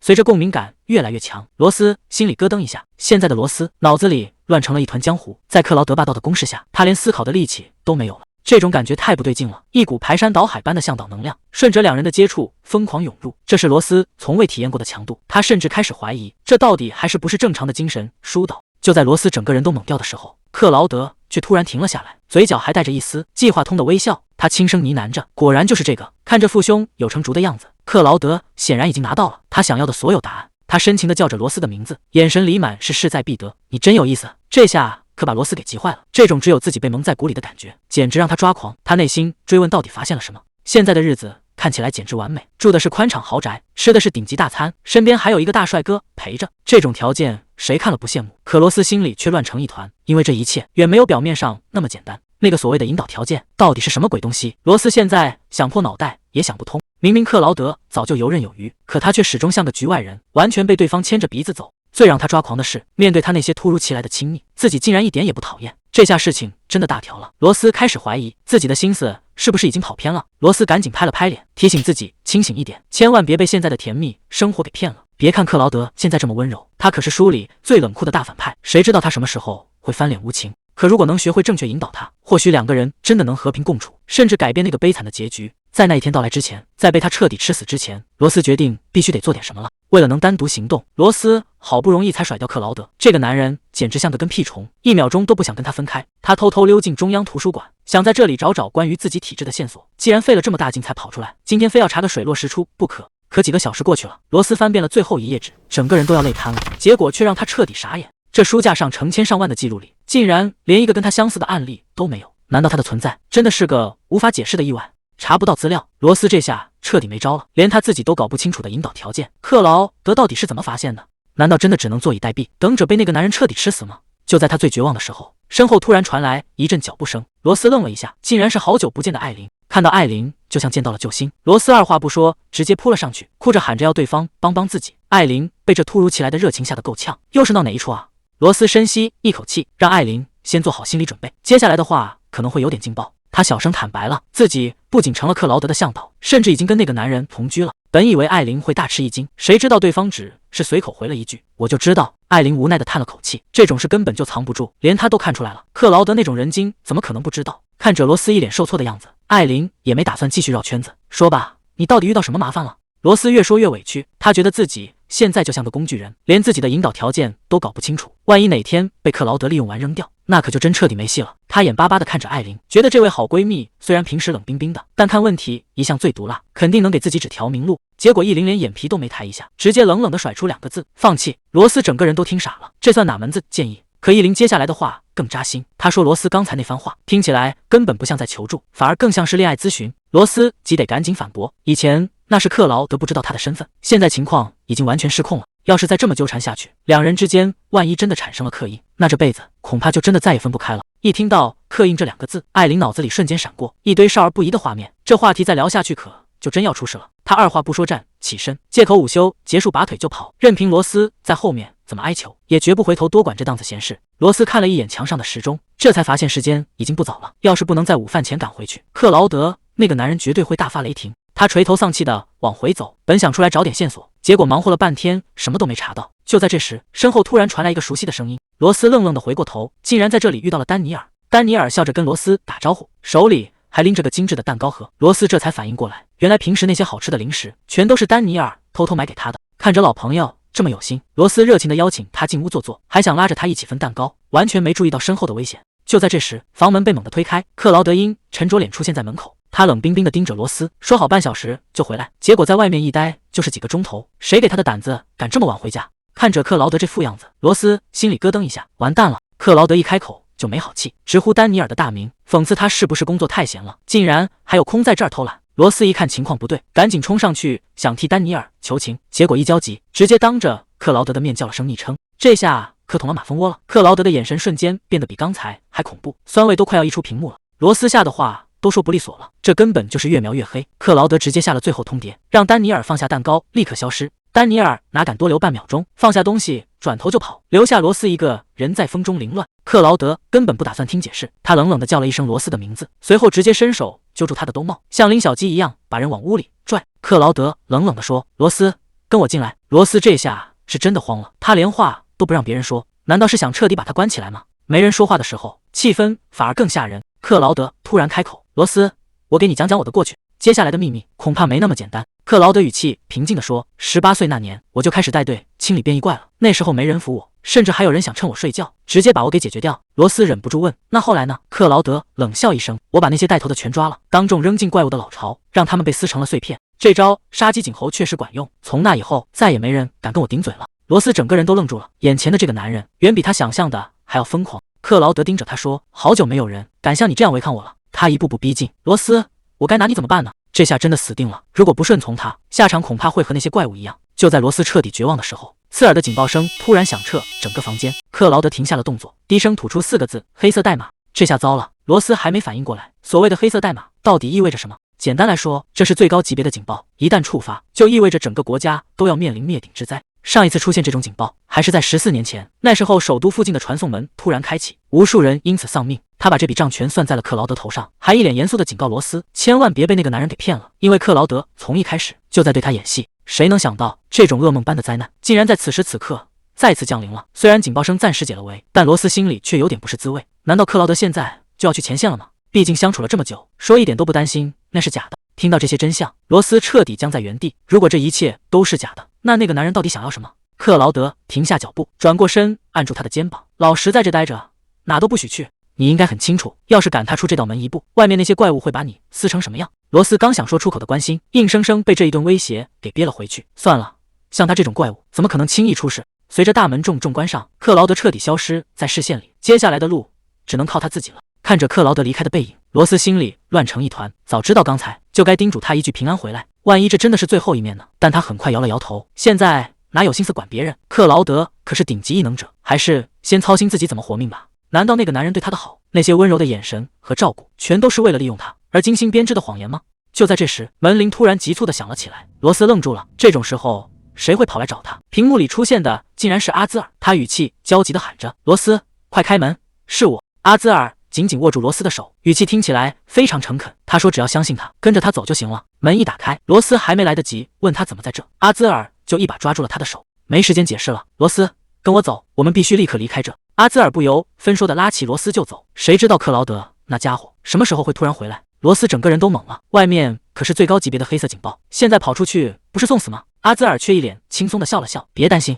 那个警报是我伪造的。罗斯简直不敢相信自己的耳朵，难怪刚才一路上根本没看到其他人惊慌失措，这家伙是疯了吗？阿兹尔一边快步往前走一边解释，这也是没办法的事，不弄出点动静，怎么能把那个混蛋从家里引开？罗斯的心一下子提到了嗓子眼，如果让克劳德知道阿兹尔不仅耍了他，还要带走自己，他真的会杀人的。阿兹尔，别走了，你到底为什么要这么做？阿兹尔突然停下脚步，盯着罗斯的脸大叫起来，天哪，你的脸怎么变成这样了？他一脸心疼的凑过来，是不是克劳德那个混蛋动手打你了？你看你全身都肿成什么样了？罗斯尴尬的想找个地缝钻进去，赶紧摆手解释，不是的，我只是昨晚咸的吃多了，现在有点水肿而已。其实他心里虚得很，总不能直接告诉阿兹尔是因为最近吃的太好长胖了吧？可阿兹尔根本不信，他觉得罗斯肯定是在害怕，所以才故意替那个暴君隐瞒。罗斯，你太可怜了，别再为他撒谎了，有什么委屈你尽管跟我说。看着阿兹尔那副深情又痛苦的样子，罗斯彻底无语了，这误会真是越解释越乱。阿兹尔突然掀开头发，露出一块扎眼的秃斑，他崩溃的大喊：“我也是受害者呀！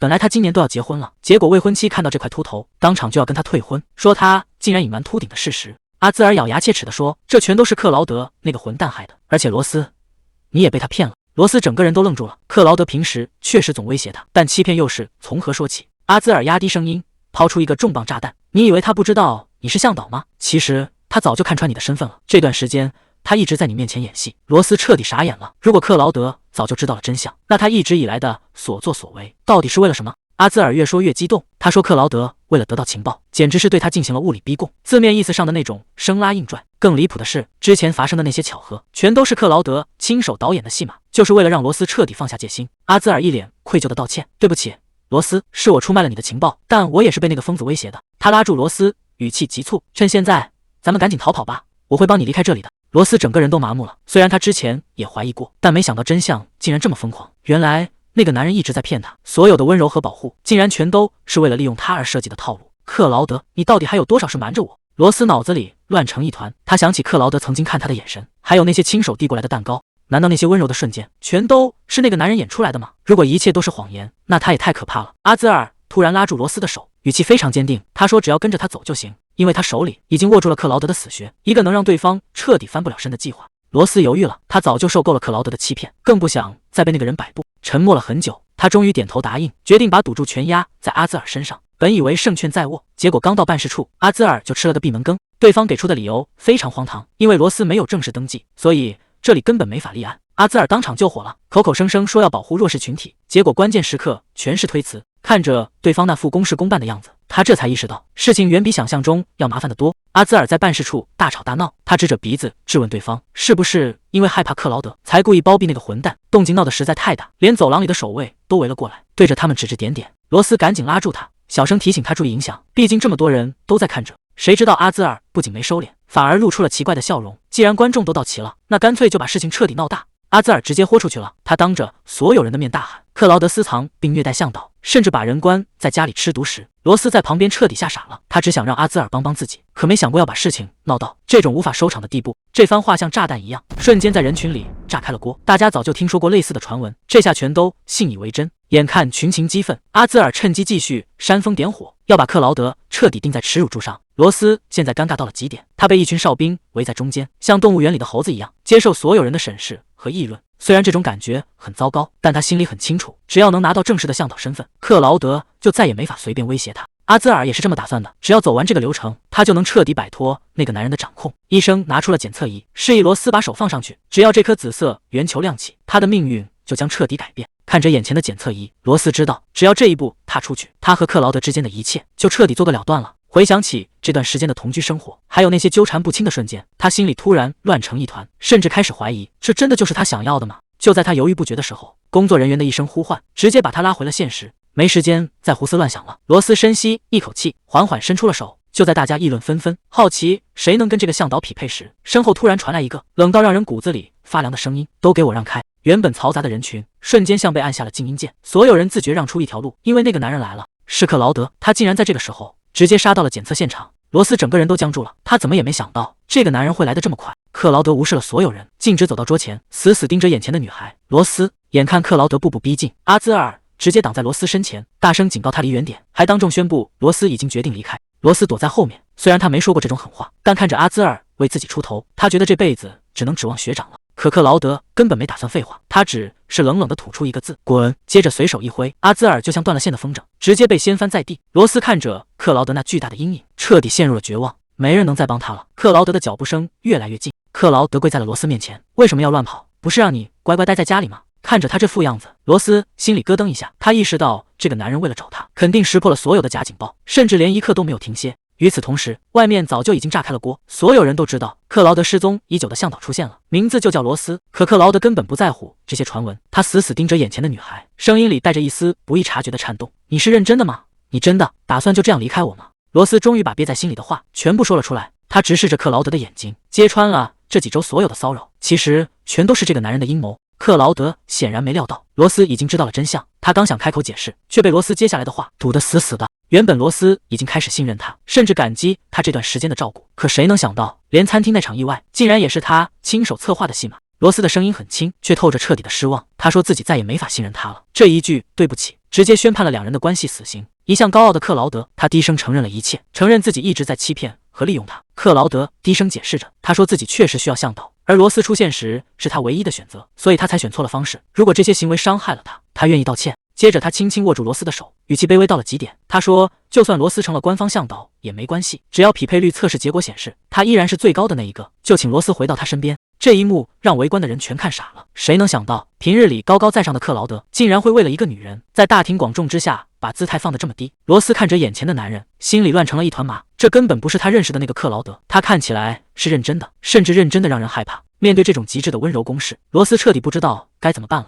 反正测试躲不过去，干脆就直接摊牌吧。但愿这几千个异能者里，他千万别是那个最高匹配项。只要手放上去，真相马上就会揭晓。医生推了推眼镜，语气里全是不可思议。这测试球居然一点反应都没有，周围的人立马炸锅了，都觉得他是个骗子，甚至有人开始阴阳怪气，觉得之前那些传闻全是编的。克劳德就在旁边冷眼看着，一句话也不说，好像整件事跟他没关系一样。这反应让罗斯心里更没底了。眼看没人相信自己，罗斯干脆豁出去了。既然普通的接触没用，那就只能用那个最极端的办法了。罗斯直接抛出了杀手锏，只要现在谁愿意帮他测试，以后就能享受优先引导的待遇。这诱惑对异能者来说简直大过天。底下那群士兵确实心动了，可一想到克劳德那张冷脸，一个个立马就怂了。毕竟谁也不想为了个名额把命丢了。看着这群人畏畏缩缩的样子，罗斯心里简直无语到了极点。关键时刻竟然一个有胆子的都没有。就在他快要绝望的时候，克劳德竟然慢条斯理地摘下白手套，语气温柔的让人发毛，问他需不需要自己来帮这个忙。克劳德为了帮他测试，竟然舍得摘掉那副从不离手的白手套。还没等罗斯反应过来，他已经顺势握住了他的手，嘴上说着是帮他解决燃眉之急，实际上根本没打算给他退路。他甚至还摆出一副绅士的样子，说如果不愿意可以随时拒绝。这招以退为进，直接把罗斯架在那儿下不来了。他接下来的动作完全超出了正常引导的范围。看着他低下头的那一刻，罗斯才意识到自己好像又掉进了一个更大的陷阱。克劳德这下真是豁出去了，当着这么多人的面搞这种亲密举动，罗斯尴尬的简直想原地消失。可谁能想到这招竟然真的让测试球亮了。看着引导程序顺利启动，罗斯心里反而更乱了。明明自己之前一直在骗他，为什么这个男人还要在这种时候不计前嫌的站出来帮他撑场面？还没等他想明白，医生那边的监测数据就出来了。他盯着屏幕半天没说话，那副表情显然是被看到的结果给吓着了。全场瞬间安静了下来。医生推了推眼镜，郑重宣布，罗斯跟这里大部分异能者的匹配率竟然直接冲破了60%，60%的匹配率一出，整个大厅瞬间炸开了锅。士兵们都在怀疑是不是机器坏了，毕竟这种逆天的数据在历史上都找不出几个。罗斯自己也觉得这事儿太离谱了，通常匹配率能到一半就不错了，超过60%那简直就是命中注定的终身伴侣，是所有异能者都会拼命争抢的宝贝。看着周围那些虎视眈眈的眼神，他心里咯噔一下。一旦这个消息传出去，他将再也没有安生日子过。现在的他已经成了所有人眼中的香饽饽。原本只是想证明清白，好摆脱克劳德的纠缠，谁能想到这一脚竟然踩进了更深的泥潭里。医生接下来的话才是真正的重磅炸弹。他说匹配率超过90%的竟然有3个人，而其中最高的那位数值简直高到离谱。屏幕上赫然显示着克劳德的名字，97%。这个数字一出来，罗斯整个人都傻了。医生感叹说，自从中心成立以来，就从来没见过这么夸张的数据，这已经不是罕见，而是前所未有的奇迹。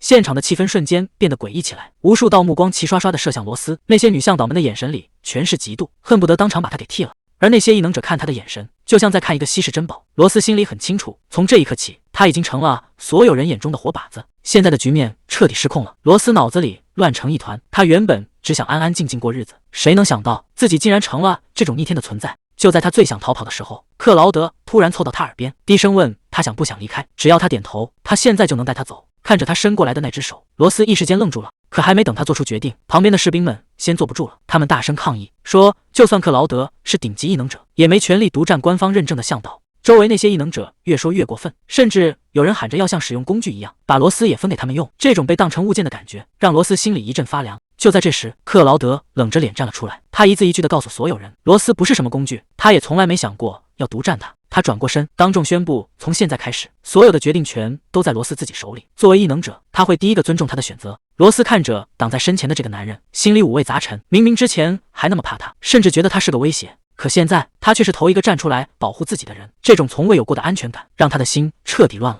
面对克劳德的坚持，罗斯最后还是松了口，他低声应了一句好，像是彻底放下了所有的戒备。罗斯这下总算开心了，他拉着克劳德笑着说：“咱们回家吧。”阿兹尔突然冲出来拦住去路，他语气急促地说：“你现在可是官方认证的向导，怎么能就这么走了？”紧接着他又抛出一个重磅要求，让罗斯帮他一起拿下克劳德。罗斯这下彻底炸毛了，他大声反驳道：“到底是谁把事情搞成这样的？这种鬼话也说得出口，差点害死人了！”面对阿兹尔的阻拦，克劳德的态度非常强硬，他紧紧握住罗斯的手说：“没人能违背罗斯的意愿。”可阿兹尔却冷笑了一声，他提醒克劳德，既然高匹配率的向导已经出现了，规矩就是规矩，谁也别想轻易离开。就在双方僵持不下的时候，走廊尽头传来一阵沉重的脚步声，一个威严的声音命令道：“放开他！”克劳德！围观的人群瞬间炸开了锅，原来是中心保卫处的首席卫兵到了。这下事情真的闹大了，局面已经完全脱离了控制。看着眼前的阵仗，罗斯心里直打鼓，这可是保卫处最顶尖的战力，带头的首席卫兵恐怕强得离谱。首席卫兵当众宣布了克劳德的罪名：绑架、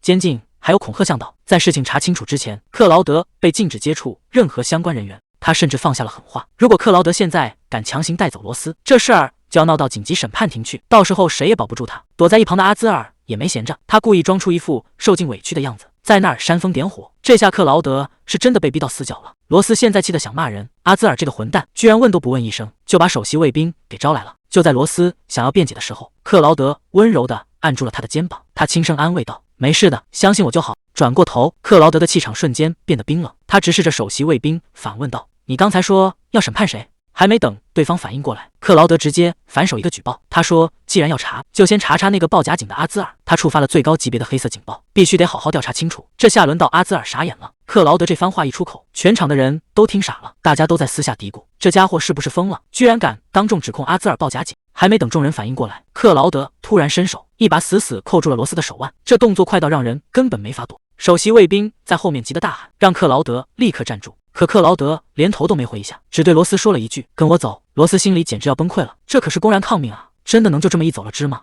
谁能想到克劳德竟然直接动用了瞬移，一眨眼的功夫，两人就彻底甩开了那些麻烦。罗斯还没从眩晕中缓过神来，克劳德已经温柔地安慰他说：“现在已经安全了。”看着眼前的克劳德，罗斯心里满是愧疚，他小声地开口道歉，觉得今天全是因为自己才闹成这样。可克劳德根本没打算听这些，他不仅没有生气，反而顺势把罗斯搂得更紧了，低声说了一句：“就这样再多待一会儿。”这下轮到罗斯彻底懵了，原本紧绷的气氛怎么突然变得这么暧昧了？克劳德这突如其来的拥抱让罗斯整个人都僵住了，他怎么也想不到今天发生的这些事竟然会让这个冷酷的男人反应这么大。更离谱的是，在这种尴尬的情况下，罗斯竟然还下意识的在帮他做精神引导。可就在这时，罗斯发现了一个不对劲的地方，他耳边传来了阵阵剧烈的心跳声，那声音大得让他根本没法忽视。罗斯心里开始犯嘀咕，像克劳德这种级别的异能者，按理说应该能完美控制自己的身体，可这心跳声到底是怎么回事？这完全不符合逻辑，除非克劳德现在的内心根本不像他表面看起来那么冷静。就在罗斯胡思乱想的时候，克劳德低声叫了他的名字。克劳德突然放低了姿态，他坦白说自己其实有很多事都做不好，现在唯一能想到的就是怎么把罗斯留在身边。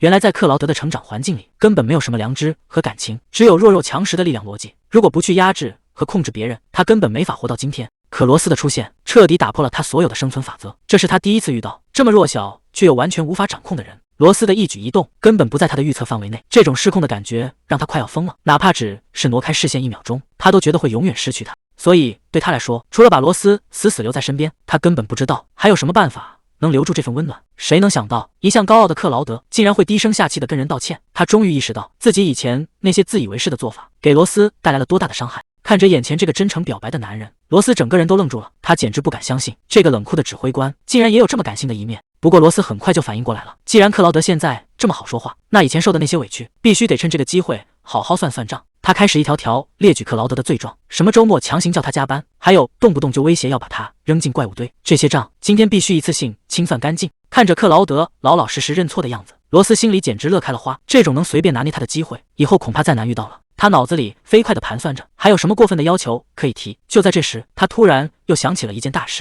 罗斯这脑洞简直大得没边了，他居然一脸严肃地质问克劳德，是不是故意给他喂那么多好吃的，好让他长胖一点，增加什么所谓的精神引导面积？他觉得克劳德肯定是嫌他太瘦小，带出去引导没面子，才想方设法要把他喂成个小胖妞。这逻辑听得克劳德整个人都傻了。克劳德实在没忍住笑出了声，他觉得罗斯这想象力不去写小说真是可惜了。他无奈地反问：就算再怎么喂，你这小身板又能长到哪去？克劳德这招简直让人猝不及防，他一边把罗斯横抱起来，一边调侃说要看看他中了多少。罗斯吓得大声尖叫，赶紧求他把自己放下来，可他脑子里早就乱成一团，警报声响个不停，再这么下去恐怕真的要对他产生刻印了。虽然理智告诉他要拒绝，但看着眼前这张帅脸，罗斯瞬间就把原则抛到了脑后，反正共度一夜也不代表什么，干脆就这么陷进去，先开心了再说。罗斯脑子里现在有2个小人在打架，理智告诉他匹配率高达 97%， 这简直就是掉进了刻印的陷阱。可颜控的那一面却在欢呼，既然对方是个顶级大帅哥，那沦陷的概率肯定也是 97%。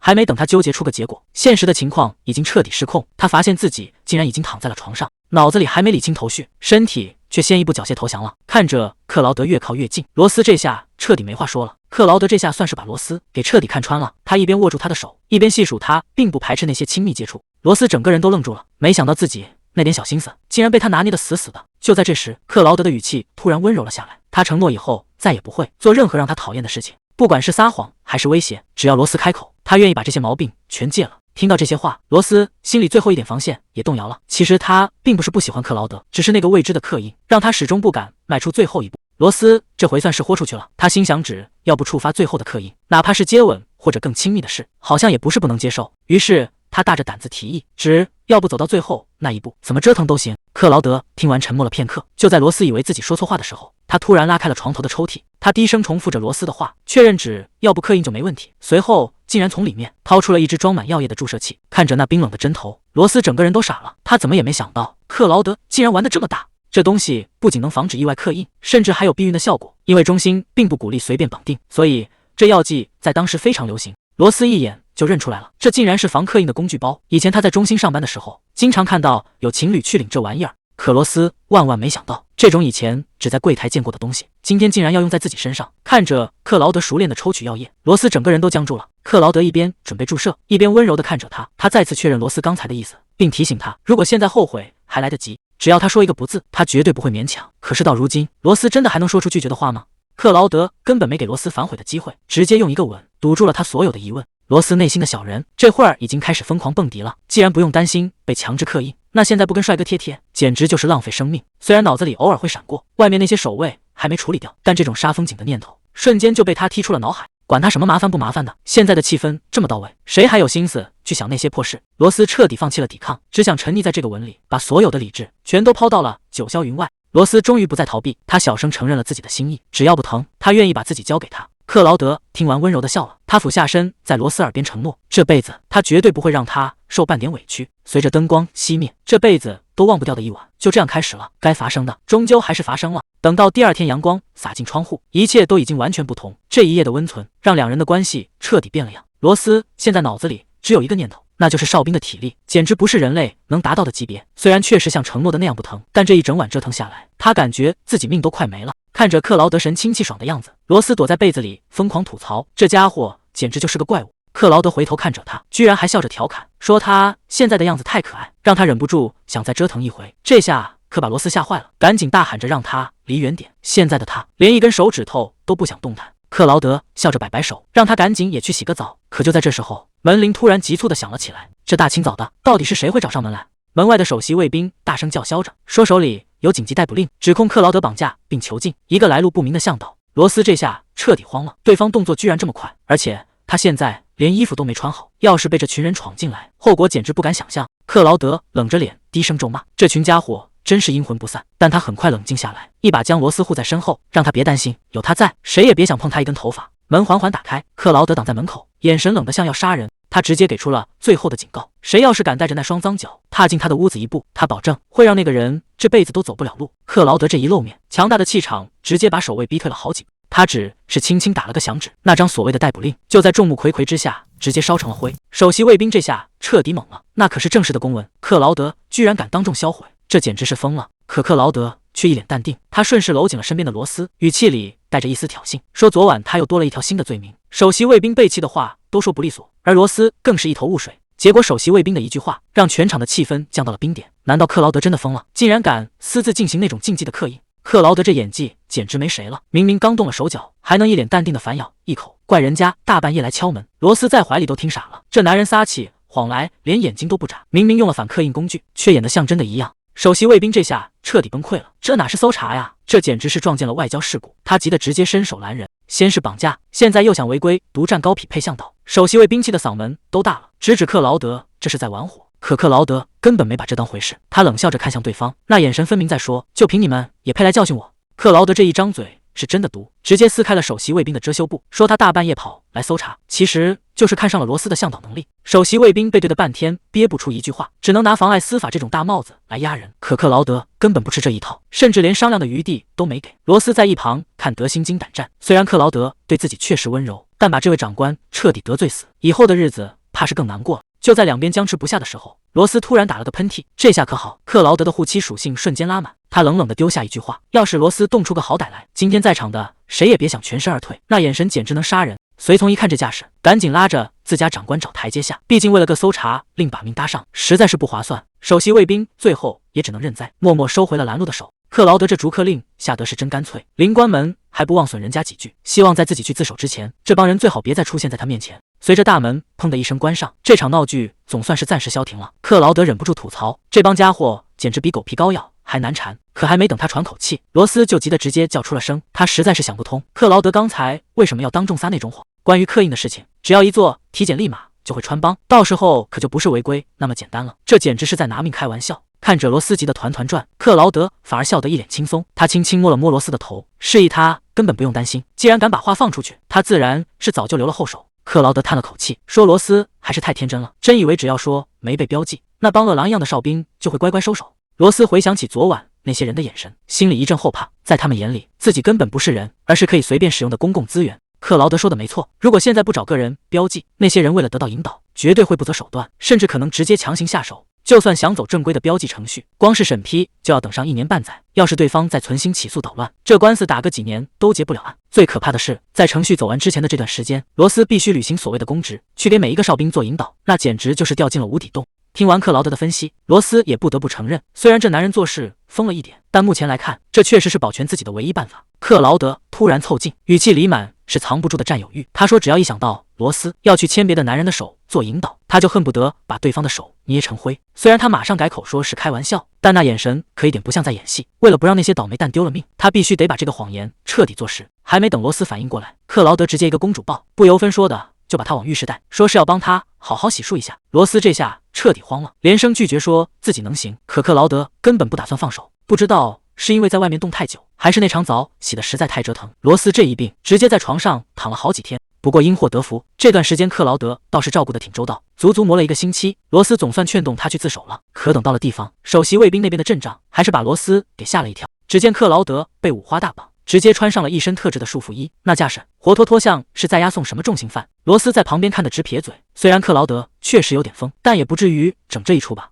这哪是去自首，简直是把他当成定时炸弹了。仔细想想，克劳德这家伙确实是个危险分子，被这么关着也不算冤枉。可还没等罗斯感慨完，最头疼的考验就来了。第一项检查竟然就是标记测试，这下两人之前的谎话眼看就要当场露馅了。罗斯急得不行，凑过去小声问克劳德该怎么办，毕竟只要仪器一开，真相根本藏不住。克劳德倒是一脸淡定，还安慰罗斯别担心，说只要按他交代的去做就行。可就在他准备说出对策的时候，首席卫兵突然变了脸，厉声呵斥让他们闭嘴，直接硬生生的把两人给隔开了。罗斯这下彻底傻眼了，关键信息还没听到就被强行推进了检查室，这要是没对好词，待会儿可就真的全完了。克劳德临走前还特意交代，让罗斯表现得自然一点，就像平时那样就行。这话说了简直等于没说，在这种节骨眼上，谁能真的淡定得下来？所谓的标记测试其实很简单，就是让罗斯同时接触2个异能者，如果他的引导只对克劳德起作用，那两人的关系就算坐实了。看着旁边走出来的女性异能者，罗斯心里稍微松了口气，起码是个女孩子，克劳德应该不至于当场发疯，把人家的手给捏断。可即便如此，克劳德周身的低气压还是让整个房间的温度降到了冰点。这男人就算被绑着，那股子酸味也快把人熏晕了。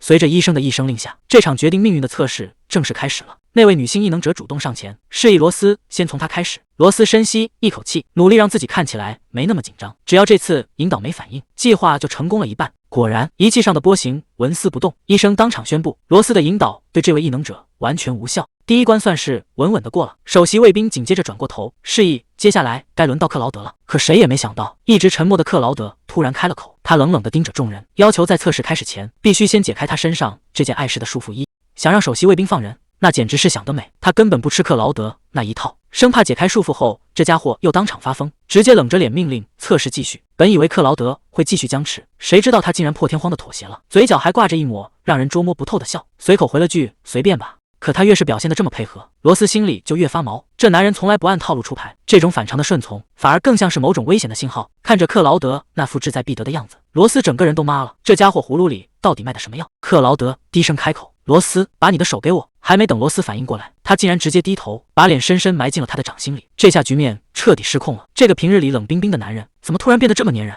这谁受得住啊？看着克劳德这么听话，罗斯感觉自己就像驯服了一只大猫，简直可爱的要命。可还没等他高兴太久，克劳德突然抬头盯着他问：“罗斯，现在这副样子，是不是让你想起那个晚上了？”这一句话直接让罗斯当场死机。那晚的事情怎么能现在提啊？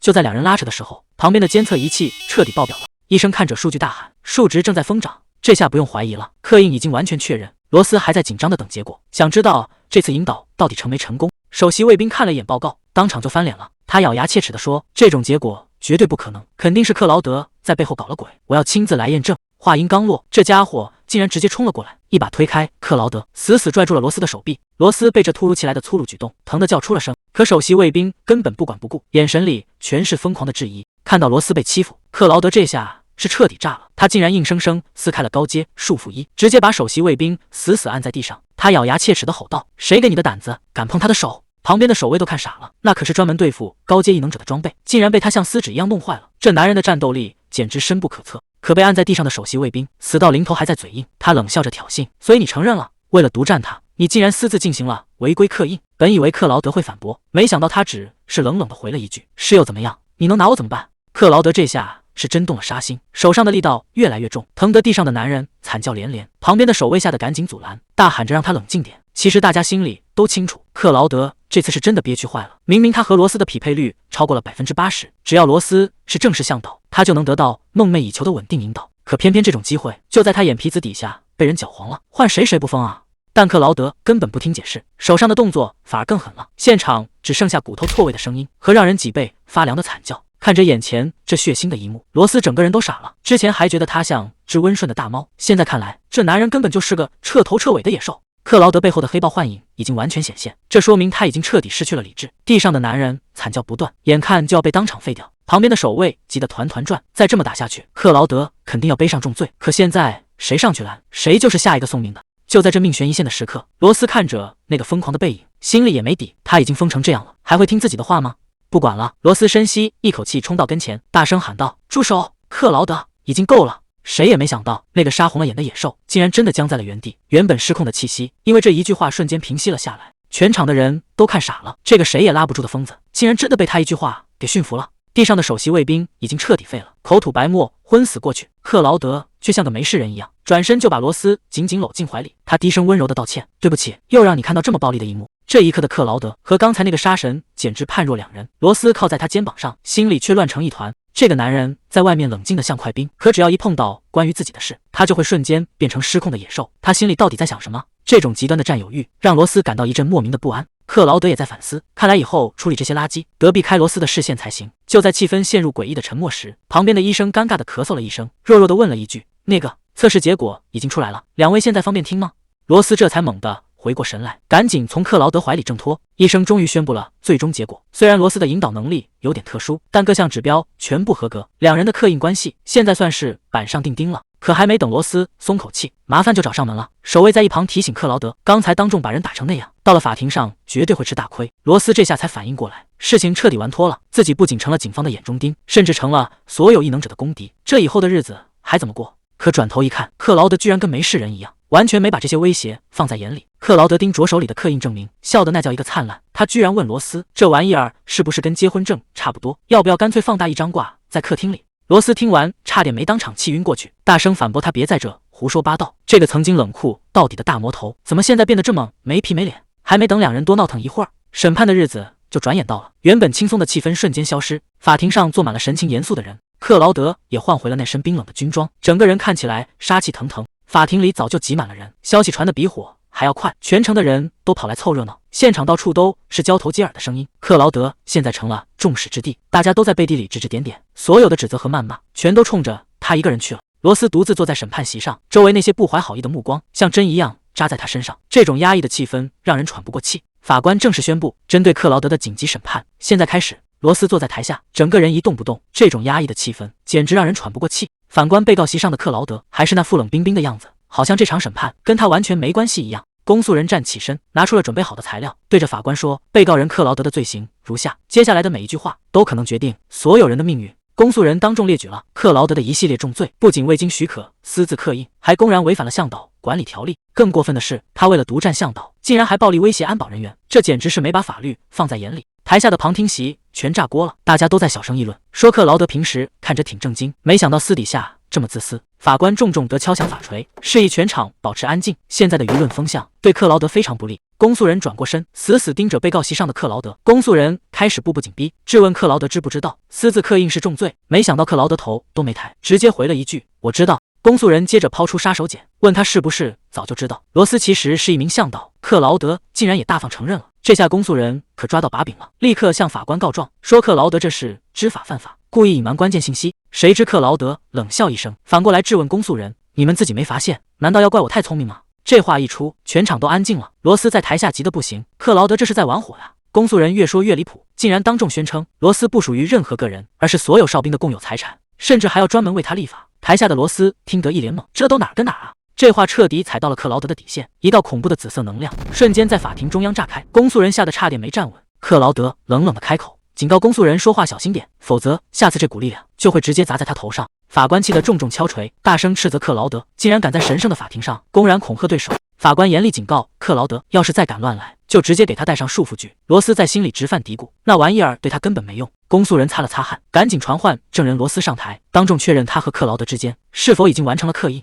罗斯轻声回答了一个是，紧接着公诉人抛出了最致命的一个问题：克劳德当时有没有威胁你？罗斯一下子愣住了，他想起开庭前有人曾私下教唆他，只要说是被强迫的，他就能全身而退，只要他肯撒谎，克劳德就会被彻底定罪，而他自己再也不用担惊受怕。看着被告席上的克劳德，罗斯陷入了挣扎，真相和谎言之间，他必须立刻做出选择。看着克劳德被众人指责，罗斯心里难受极了。虽然克劳德嘴上说不在乎，但他怎么可能看得下去？就在这时，克劳德竟然温柔地看向他，甚至还轻声催促，让他赶紧按照教唆撒谎。只要罗斯点点头，说自己是被强迫的，他就能立刻获得自由，而克劳德将承担所有罪名。罗斯心里很清楚，克劳德不仅是在保护他，更是想把他犯下的错全部揽到自己一个人身上。公诉人等得不耐烦了，再次大声逼问罗斯，当时到底有没有被强迫？全场的目光都集中在他身上。罗斯死死咬着嘴唇，这一句谎话他真的说不出口。罗斯在心里默默道歉，克劳德，这次我不能听你的了。他深吸一口气，当众大声宣布，根本没有什么强迫，刻印是我自己主动要求的。公诉人整个人都傻了，质问罗斯知不知道知法犯法意味着什么？谁知罗斯不但没怕，反而一脸理所当然，甚至开始当众夸起克劳德，说他长得帅又有才华，这种极品男人主动送上门，谁能忍得住拒绝啊？这番话一出，连克劳德自己都听懵了。原本严肃的审判现场瞬间变成了大型表白现场，旁听席上的观众都开始怀疑，这俩人是不是在秀恩爱啊？看到罗斯要把责任全揽过去，克劳德急得直接站了起来，大喊着这件事跟他没关系。可法官根本不给他说话的机会。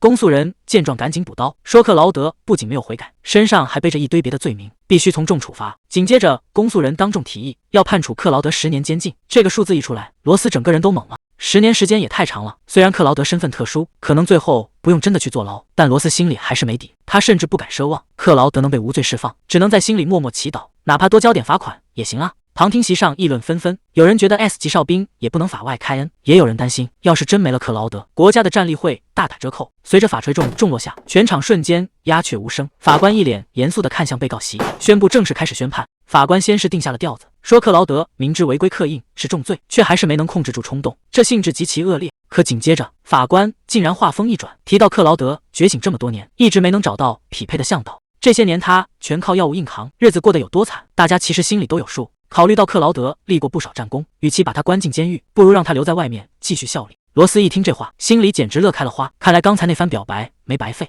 法官当众宣布，针对克劳德的紧急审判，最终判决是一笔罚金。罗斯原本还松了一口气，只要不用坐牢，赔点钱也不是不行。结果下一秒他就傻眼了，整整2000亿，这根本就是个天文数字，这哪里是交罚款，这分镜简直是要他的命。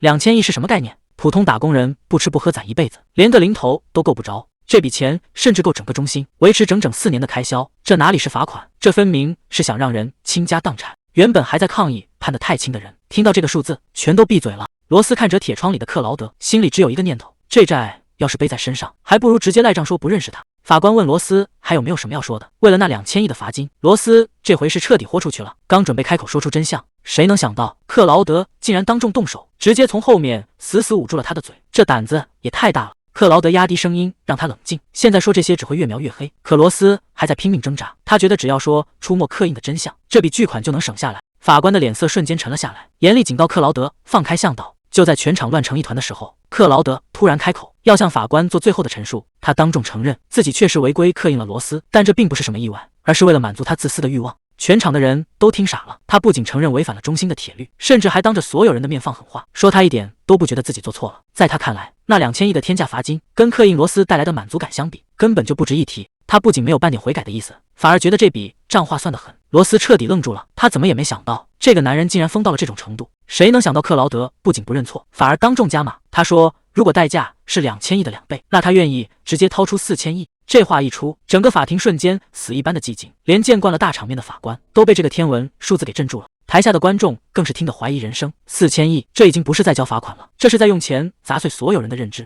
罗斯坐在位子上，整个人已经彻底石化。他原本还想省钱，结果现在债款直接翻倍，这日子是真的没法过了。罗斯这回是真的要疯了，4000亿啊！这笔钱拿去建个国家都够了，结果克劳德竟然为了个根本不存在的刻印，就这么白白扔了出去。他心疼的直接瘫在地上起不来，一边捶的一边质问克劳德为什么要主动把罚金翻倍，这又不是在打出租车，哪有这么给小费的？可克劳德却一脸淡定，轻飘飘的说支票已经开出去了，根本没法反悔，而且这花的是他自己的钱，让罗斯别再纠结了。看着罗斯还在那儿抓狂，克劳德干脆蹲下身子，像哄小孩一样让他赶紧起来，说折腾了这么久，还是先去吃点东西吧。罗斯越想越觉得不对劲，那4000亿可不是大风刮来的，那是克劳德从小到大在战场上拿命换来的血汗钱。可他话锋一转，突然盯着克劳德问，这钱现在是不是全归他管？罗斯越说越气，觉得以后肯定没别的异能者敢找他了。既然这辈子都被克劳德给耽误了，那他必须得对自己负责到底。谁知道克劳德听完不仅没生气，反而忍不住笑出了声。他一边摸着罗斯的头，一边语气宠溺地问，既然要负责，那要不要干脆把他的全部家当都拿走？罗斯现在满脑子都是那4000亿，他忍不住问克劳德，赔了这么多钱，他手里到底还剩多少家底？该不会最后要让他来背债吧？克劳德听了直接笑出声，他温柔地摸着罗斯的头说，放心吧，剩下的钱足够养你一辈子了，保证让你过得比谁都好。虽然话听着挺感人，但罗斯心里却直打鼓。克劳德从小就一个人住在豪宅里，除了工作就是战斗，对金钱根本就没什么概念。看他平时花钱那个大手大脚的样，只要是给罗斯买东西，连眼睛都不眨一下。罗斯越想越后怕，照他这么个败家法，用不了多久全家都得去喝西北风。看来指望这男人管钱是不行了，以后这个家必须得由他来当家做主了。克劳德正紧紧搂着罗斯不撒手，罗斯刚想让他先冷静一下，好好谈谈以后的打算，结果还没等他把话说完，一阵急促的门铃声就响了。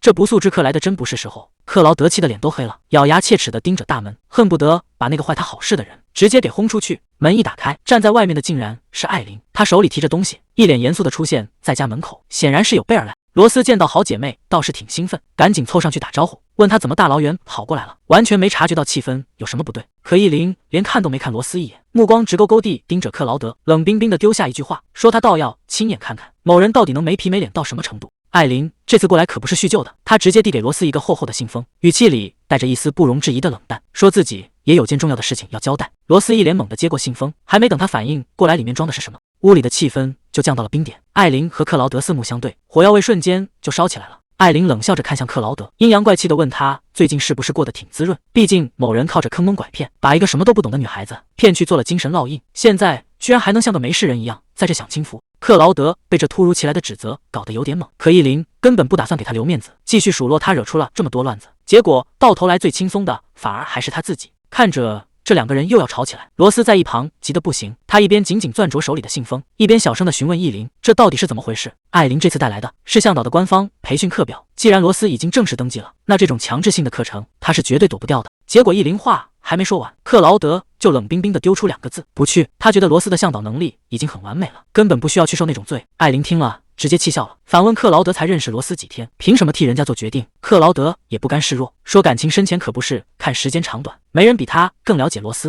看着这两个人又为了自己吵个没完，罗斯在中间尴尬的想找个地缝钻进去，克劳德还一脸认真的问他是不是也不想去上那种无聊的课，搞得罗斯一时间都不知道该怎么接话。艾琳倒是一点都不慌，她指了指文件最下面的那行字，让罗斯一定要看仔细了。罗斯心里犯嘀咕，难道这培训班里还藏着什么猫腻？等他把那张纸凑近一看，整个人瞬间就愣住了，那上面的内容简直让他不敢相信自己的眼睛。看完信的内容，罗斯竟然主动请缨，说自己一定要去参加引导培训。这下连克劳德都懵了，毕竟谁都知道罗斯平时的梦想就是当个有钱的闲人。克劳德满脸不可置信，这太阳是打西边出来了吗？他平时最讨厌的就是干活。艾琳却笑而不语，直言克劳德还是太不了解女人了，到底是什么诱惑能让一个咸鱼彻底翻身？原来让罗斯心动的竟然是那行每周发放奖学金，为了这点钱他也是拼了。艾琳在一旁接了底，罗斯为了能早点退休，平时又是存钱又是买彩票，省钱省得让人心疼。克劳德听完直接无语，他堂堂一个霸总，亏个几千亿都不带眨眼的，养个罗斯那不是绰绰有余？可罗斯却有一套自己的逻辑，花别人的钱总觉得心里不踏实，非要自己赚点零花钱才算圆满。他还打了个比方，这就像吃饱了饭也得来口甜点，赚钱的快乐谁也替代不了。艾琳听得直摇头，这姑娘的比喻永远离不开吃。不过培训明天就要开始了，艾琳前脚刚走，克劳德这边的低气压就已经快要把人淹没了。不出所料，两人随后爆发了一场激烈的争吵。克劳德死活不让罗斯出门，非要他在家里老实待着。可罗斯这次态度硬得很，不管克劳德怎么劝，他就只有两个字：我去。眼看拦不住，克劳德竟然提出要贴身陪同，理由是外面太危险，他不放心罗斯一个人。罗斯听完更头大了，要是这位大佬真跟了过去，那流言蜚语还不得满天飞，大家肯定会觉得这两人已经形影不离到这种地步了吗？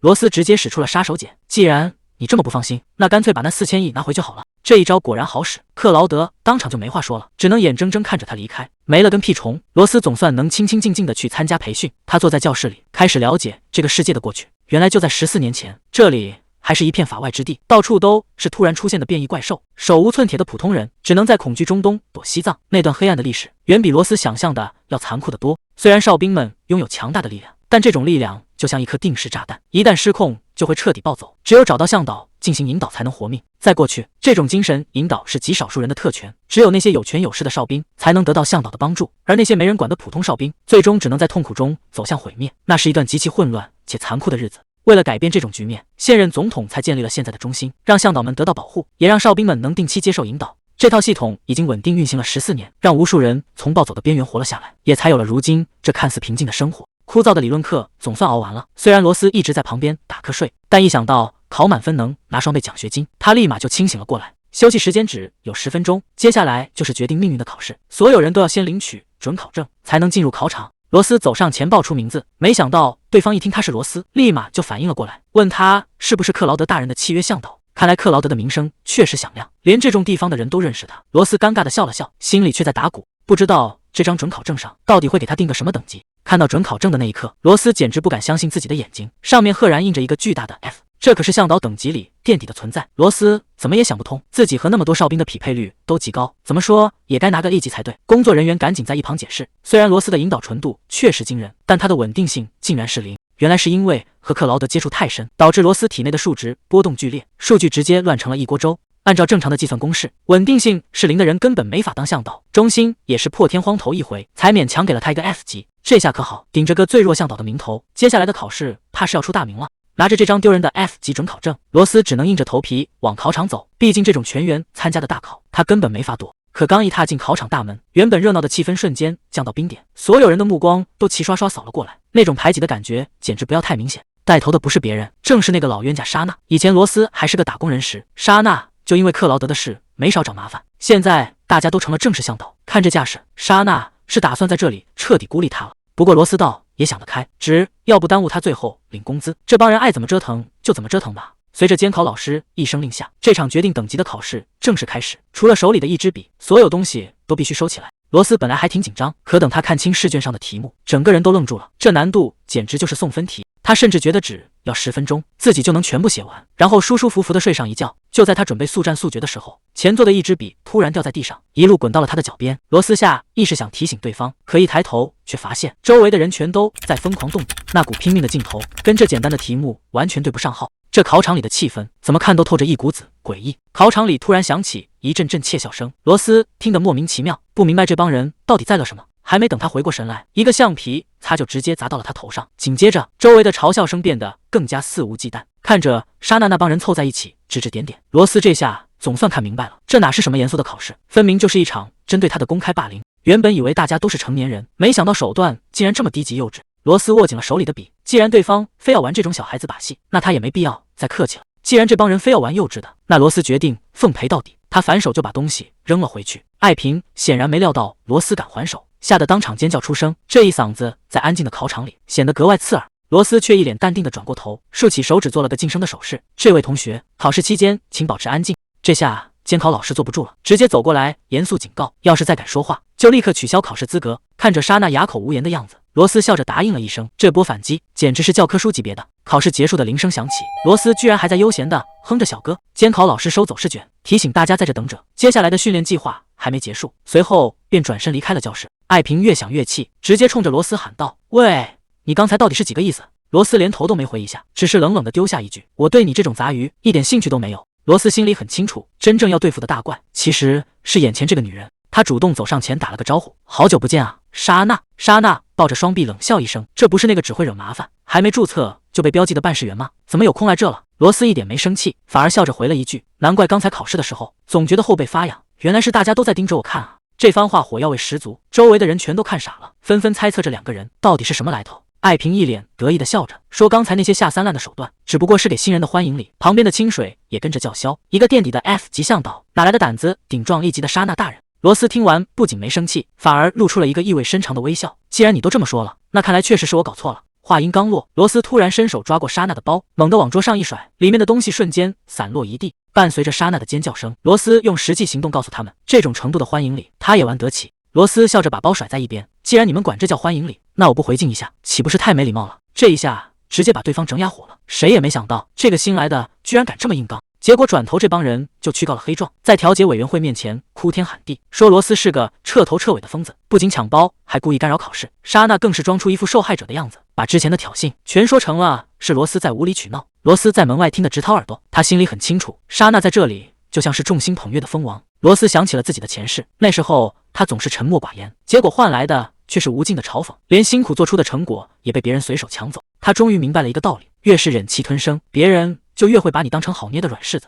既然重活一世，他决定彻底换个活法，不再委屈自己，要以罗斯的名义活得轰轰烈烈。画面一转，议员推了推眼镜，严肃地问：“罗斯小姐，他们指控你暴力勒索，这些都是真的吗？”罗斯看着对面那群告黑状的人，心里不仅没怕，反而觉得刚才下手还是太轻了。艾平还在那不依不饶的大喊：“长官，绝对是真的！”当时所有人都亲眼看见了，艾平还在那义正辞严的告状，非要让中心严惩罗斯不可，说如果不给这个新人一点教训，以后这里的规矩就全乱了。罗斯看着对方这副嘴脸，心里冷笑一声：“既然你们非要玩阴的，那就别怪我也用点脏手段了。”话音刚落，罗斯突然捂住脸，大声哭了起来。这一下把议员整得手忙脚乱，完全不知道发生了什么。罗斯一边假装抹眼泪，一边委屈巴巴的控诉，说自己以前确实只是个小职员，但你们也不能合伙撒谎排挤我啊！这出戏演的简直天衣无缝，连议员都开始动摇了，觉得莎娜在这里势力太大，那些所谓的证词恐怕全都是串通好的假话。莎娜这下彻底坐不住了，她指着罗斯大喊：“你们难道真信这种拙劣的演技吗？”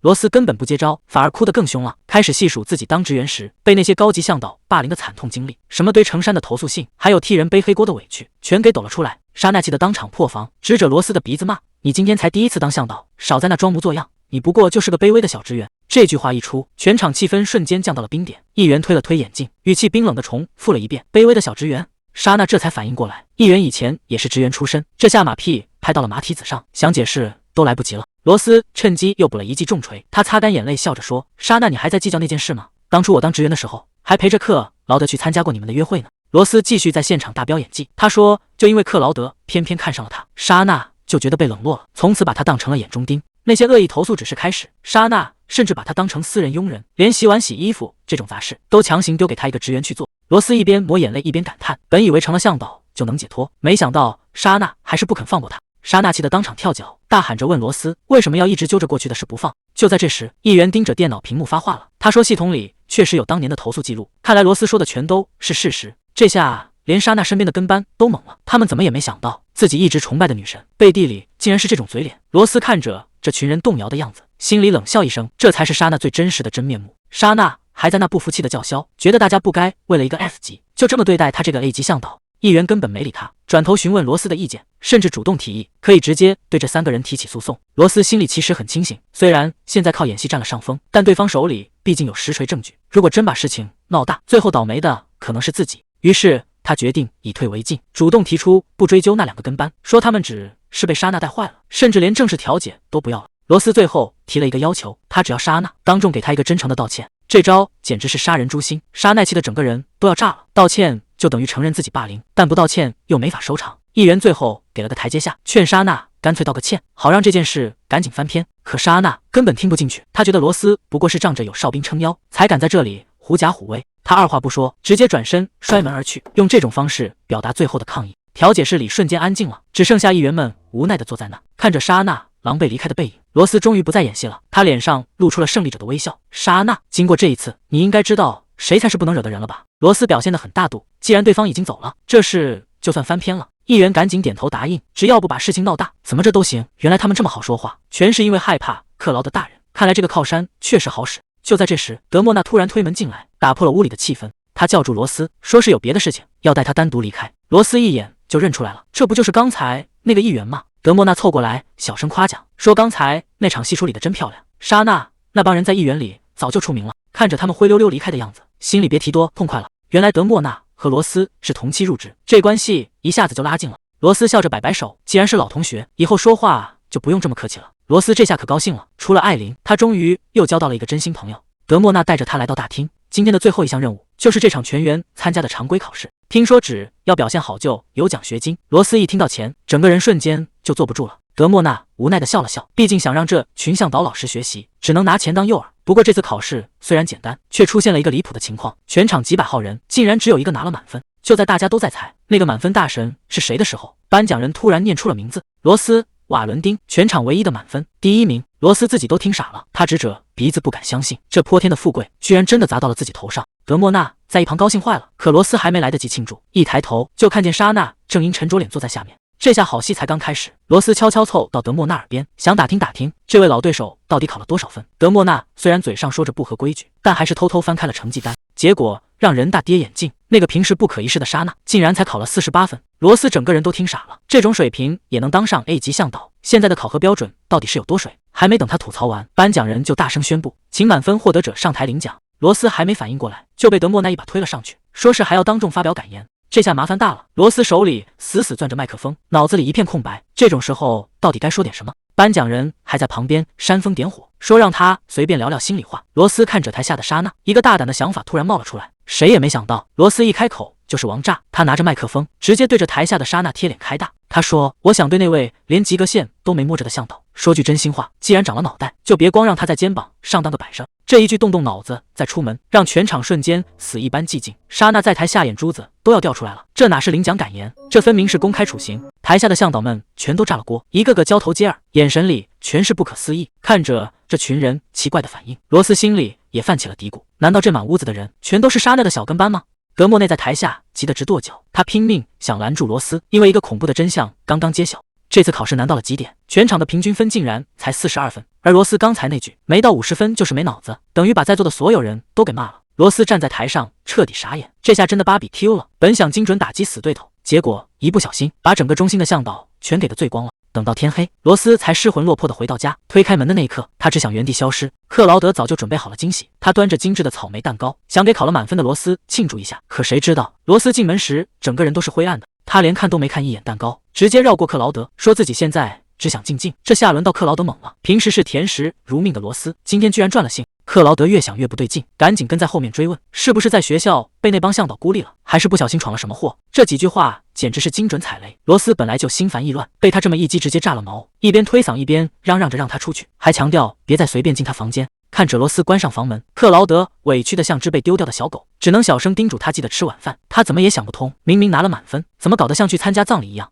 罗斯躲在房间里，心里乱成了一锅粥。他知道只要开口求助，克劳德肯定能帮他摆平一切，但这终究只能躲得了一时。既然决定要在向导圈混下去，就不能每次出事都找他当靠山。想到这，罗斯整个人彻底崩溃了。这日子真是被自己彻底玩脱了。他恨不得抽自己2巴掌，都怪当时那张破嘴太快，现在闯下这种大祸，只能硬着头皮自己去修补。而此时在厨房里，克劳德正沉默地切着菜，虽然隔着房门，但他心里跟明镜似的。很明显，罗斯在外面遇到了大麻烦，既然他选择一个人硬撑，不想让他插手，那他也只能在旁边默默看着。克劳德现在心里特别纠结，他到底该怎么做才能既帮到罗斯，又不会再次惹他不高兴。他一边机械地切着菜，一边在脑子里疯狂复盘，想找出一个万全之策。毕竟现在的罗斯对他可是避之不及。就在这时，他手里的动作突然停住了。克劳德的眼神瞬间变了，看来他已经有了主意。虽然这招有点极端，但只要能帮罗斯解决麻烦，其他的他根本不在乎。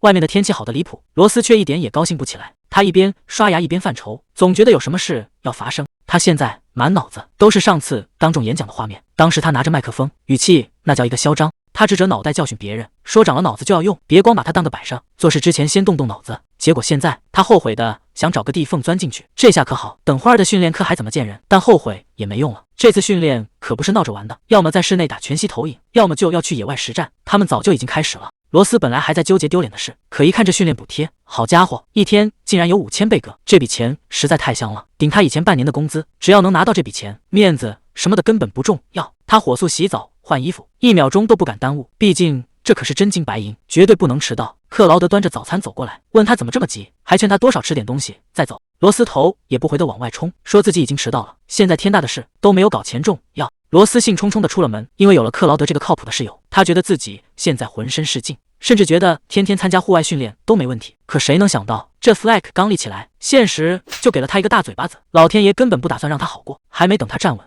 耳边就传来了阴阳怪气的嘲讽。2个高等级的向导正盯着他看，说闻到了一股低级 F 级的味道。说话的是艾平和清水，这2个人显然没把罗斯放在眼里，还一直在那抱怨，说怎么会分到这么差的队伍配置。罗斯这下彻底看清了，自己竟然和沙内的人分在了一组，这哪是模拟训练，这简直就是公开处刑。看着这糟糕透顶的队友名单，罗斯刚才那股劲儿瞬间没了。托迪作为行政人员过来负责协助 F 组的训练，罗斯看着他就像看到了以前的自己，都是辛苦的打工人。罗斯暗暗下定决心，一定要好好配合，绝对不能给人家添麻烦，毕竟这种职场辛苦他最清楚不过了。托迪在台上介绍，这次训练地点选在了森林，难度其实并不高，让大家不用太紧张。可旁边的清水却不这么想，他斜眼看着罗斯，觉得带个被刻印的向导简直就是带了个拖油瓶，这训练肯定要被拖累死。托迪也知道这组情况特殊，新人多经验少，所以特意宣布上面给这支队伍安排了导师。一听说有导师带队，罗斯刚才那点担心全没了，他甚至开始幻想今天是不是能准时下班了。托迪刚要宣布导师的名字，走廊里就传来了脚步声，所有人的目光都聚了过去，想看看这位大佬到底是谁。结果奥斯卡就这样闪亮登场了，这一身花里胡哨的打扮，简直像只开了屏的孔雀。罗斯在台下看得满脸黑线，谁能想到导师竟然是他？这哥们儿显然很享受这种注视，一开口就没个正经，直接把矛头对准了罗斯。他当众调侃起来，说这位就是那个俘获了冷酷克劳德之心的向导，还亲昵地管罗斯叫小鱼干。这下全场的人都开始吃瓜了。罗斯看着奥斯卡这身行头，实在忍不住想吐槽，穿成这样去森林里训练，他到底是去当导师的，还是去走秀的？奥斯卡倒是一脸理所当然，他说导师根本不需要动手，只要在后方坐镇指挥就行，顺便还能关照一下新来的哨兵。可当他看清眼前的队员时，整个人瞬间就破防了，面前站着的全是清一色的男哨兵。奥斯卡这下连装都懒得装了，满脸写着失望2个字。罗斯在一旁看得清清楚楚，这家伙根本就是冲着撩妹来的。更离谱的还在后面，罗斯看了一眼队伍配置，4个向导竟然只配了2个哨兵。看着这支临时凑起来的队伍，罗斯心里直打鼓，这种奇葩的职业比例真的能顺利完成训练吗？托迪还在一旁安慰大家，说这次任务难度极低，只要按部就班的走，绝对不会出什么乱子。结果这话刚说完没多久，现实就狠狠打了所有人的脸。刚进森林，一只巨型毒虫就扑了过来，谁能想到第一个崩溃的竟然是导师奥斯卡，他一边没命的往后躲，一边扯着嗓子喊救命，场面瞬间彻底失控。艾平他们也乱成了一团，所有人都在争着让哨兵保护自己，这哪是训练，简直就是一场大型翻车现场。托迪在那儿自言自语，说这次训练要是输了真可惜，因为上头这次大放水，给获胜的队伍准备了巨额奖金，连随行的工作人员都有份。原本还在发愁的罗斯一听到奖金2个字，耳朵瞬间就竖起来了，他赶紧拉住托迪，非要问清楚到底能拿多少钱。不问不知道，一问吓一跳，获胜队员每人能拿1万块，就连托迪这种打杂的都能分到300块的额外补贴。罗斯这下彻底不淡定了，刚才还想着怎么保命，现在满脑子全是搞钱。他一把攥住德莫内的手，整个人画风突变，谁也别想拦着他发财。为了这笔奖金，罗斯的搞钱模式正式上线。这下别说是变异怪物了，就算是天王老子来了，也得给他把这钱留下。森林里的尖叫声此起彼伏，艾平被那只巨大的变异虫子盯上，整个人僵在原地动都动不了。躲在后面的奥斯卡不仅不帮忙，还在心里嫌弃艾平拖后腿。看着这群所谓的专业人士乱成一团，罗斯知道指望他们是没戏了。要带着这帮笨蛋拿第一，简直比登天还难。但一想到那还没到手的1万块奖金，罗斯心里的火蹭的一下就上来了。为了这笔钱，他决定豁出去了。既然没人能顶得住，那就只能由他亲自下场带飞，哪怕这支队伍再烂，看在钱的面子上，他也得管到底。哨兵那边还被几个向导死死拽着，根本腾不出手来。罗斯已经顾不上那么多了，那1万块奖金，今天他必须拿到手。艾平被怪物逼到了死角，哭着喊救命。罗斯知道必须先解决这个麻烦，先把那个怪物引开，救人要紧。罗斯随手捡起一块石头，瞄准那个怪物就砸了过去，还大声挑衅让他滚远点。这招果然管用，怪物直接被引开了。看来这家伙脑子不太好使。艾平瘫坐在地上，还没从刚才的惊吓中缓过神来，这下总算捡回一条命。哨兵他们几个在旁边看着，谁也没想到最后竟然是罗斯救了场。罗斯沉着脸走了过来，对着这群人就是一顿臭骂。要是刚才那是真刀真枪，你们现在全都是死人。他直接搬出了哨兵守则，要求所有人跟他念一遍。这气场瞬间把全场都镇住了。哨兵他们还想小声嘀咕，觉得大家都挺努力的，而且最后也没人受伤。罗斯根本不听这些借口，眼神犀利的又重复了一遍，让他们立刻跟着念。这下没人敢再顶嘴了，只能乖乖大声背诵。战斗中必须把向导的安全放在第一位。罗斯越说越起劲，训斥这2个哨兵只知道乱冲，根本不懂什么叫互相打掩护。哨兵被唬得一愣一愣的，他指着远处的怪物现场教学，连型号和弱点都说得一清二楚，甚至连下一步该怎么配合都给他们安排得明明白白。就在大家准备听令行动时，清水突然反应过来了，他一脸不爽地打断了罗斯：凭什么让你在这儿发号施令？你又不是导师，更何况只是个垫底的 F 级向导，有什么资格指挥我们？罗斯听得火冒三丈，又是这一套等级论，真想把这自大的家伙直接扔给怪物。罗斯突然愣了一下，这种霸道的逻辑怎么听着这么耳熟？难道是跟克劳德住久了，连说话方式都被他传染了？他清了清嗓子问大家：你们觉得这地方谁的实战训练经验最丰富？是那个 A 级向导奥斯卡，还是你们这群哨兵？大家都猜不出个所以然。结果罗斯拍着胸脯宣布：全都错了，是在中心加班加到土的我。他不仅回考试拿满分，还是游戏里的顶级向导。论起对这片训练场的了解，没人比他更专业。这番话听得哨兵他们心服口服，刚才的质疑全没了，一个个眼神里全是崇拜，决定以后就跟着罗斯混了。奥斯卡这回是彻底服了，他当众夸奖罗斯，说他简直是契约哨兵的完美搭档，这评价可不是一般的高。罗斯也没客气，既然大家都认可了，他直接提议由自己来统一指挥，只要搞定了奥斯卡，剩下的向导自然会跟着走。奥斯卡带头答应了，这下指挥权算是稳稳到手。艾平也赶紧凑过来问：接下来咱们到底该怎么办？清水在一旁气得够呛，他觉得罗斯刚才太不给面子，不仅嘲讽大家，还把艾平也给带上了。但艾平一句话就把他堵了回去。罗斯说的一点都没错，刚才大家确实只知道躲在后面，根本没起到一点作用。艾平看着眼前的怪物，后怕不已。刚才要是没有罗斯及时出手，大家这会儿恐怕早就没命了。清水在一旁张了张嘴，最后还是一个字都没说出来。罗斯心里暗自高兴，没想到连这2个难搞的家伙现在都开始乖乖听话了，看来今天的运气确实不错。他不再耽误时间，立刻大声下达了总攻命令。既然大家都明白了，那就赶紧切换进攻阵型。随着罗斯一声令下，所有人迅速散开包抄，怪物发出一声刺耳的尖叫，来了！罗斯大声提醒所有人，立刻按照刚才制定的计划行动。这种不长人样的变异怪，最擅长的就是空中偷袭。面对这种会飞的家伙，硬拼肯定要吃亏。罗斯冷静地分析着局势，必须利用好这里的地形，还有大家各自的特殊能力，只要能看穿他的致命弱点，局面就能瞬间反转。就在怪物张牙舞爪扑过来的时候，罗斯已经找到了机会。哨兵在后方早就准备好了，一团炽热的火焰在掌心炸开，这一击就是要他的命。果然不出所料，这家伙最怕的就是火。罗斯立刻下令，让哨兵用异能把地上的落叶全卷起来。他们动作极快，瞬间就让怪物陷入了枯叶的包围圈。看着怪物在半空挣扎，罗斯嘴角微微上扬。他现在满脑子想的全是那1万块奖金，只要搞定这一波，钱就到手了。他猛地挥下手，大喊一声：“给我烧！”哨兵们体内的能量瞬间爆发，漫天落叶瞬间变成了熊熊烈火。怪物发出一阵凄厉的惨叫，在空中被烧成了巨大的火球。这一招借力打力，直接把他送上了绝路。随着一声沉重的闷响，那只巨大的怪物重重摔在地上，彻底没了动静。罗斯愣在原地，还没反应过来，刚才那场恶战就这么结束了。托迪正式宣布 F 组的变异体讨伐训练圆满结束，这帮年轻人总算没白忙活，大家伙直接乐开了花。虽然过程确实挺悬的，但好在最后是有惊无险。罗斯拿着沉甸甸的奖金支票，这可是实打实的头名荣誉。谁能想到之前还吵得不可开交的队伍，现在竟然默契成这样。看来这次的评价相当不错，这支临时凑起来的小队总算是熬出头了。罗斯这下可算是发财了，这一大笔奖金实打实地落进口袋，走起路来感觉整个人都在飘。不过这运气好的实在有点过头，他心里反而开始犯嘀咕，总觉得后面会有什么倒霉事等着。就在这时，托迪突然从后面窜了出来，差点没把他魂儿给吓飞了。原来是虚惊一场，托迪只是特意跑过来道个喜，顺便夸夸他们这次表现出色。罗斯一边客气的应着，一边在心里打定了主意，既然拿了这么多钱，得赶紧做点好事，攒攒人品了。罗斯大方的掏出一叠钱，非要色给托迪买点好吃的，毕竟这次任务能成，托迪在中间也没少出力。托迪哪敢随便收这种礼，嘴上一直推辞说不合适，而且自己也拿到了不少奖金。罗斯可不吃这一套，他一边念叨着手太沉拿不动，一边趁人不注意，直接把钱划进了对方的文件夹里。这下托迪也没辙了，只能笑着收下这份心意。罗斯看着手里剩下的这一大叠，心里别提多美了。做了好事还能剩下这么多，这下底气彻底足了，总算能去克劳德面前显摆显摆了。罗斯赶紧把奖金揣进兜里，现在满脑子都是赶紧回家躺平，毕竟下班的感觉实在太爽了。可还没等他走出大门，一只手突然拦住了去路，这下心里咯噔一声，真是怕什么来什么。抬头一看，竟然是艾平和清水这两个队友。罗斯心里顿时开始犯嘀咕，这俩人该不会是来找我分赃的吧？清水一脸严肃地走上前，说是有很重要的事情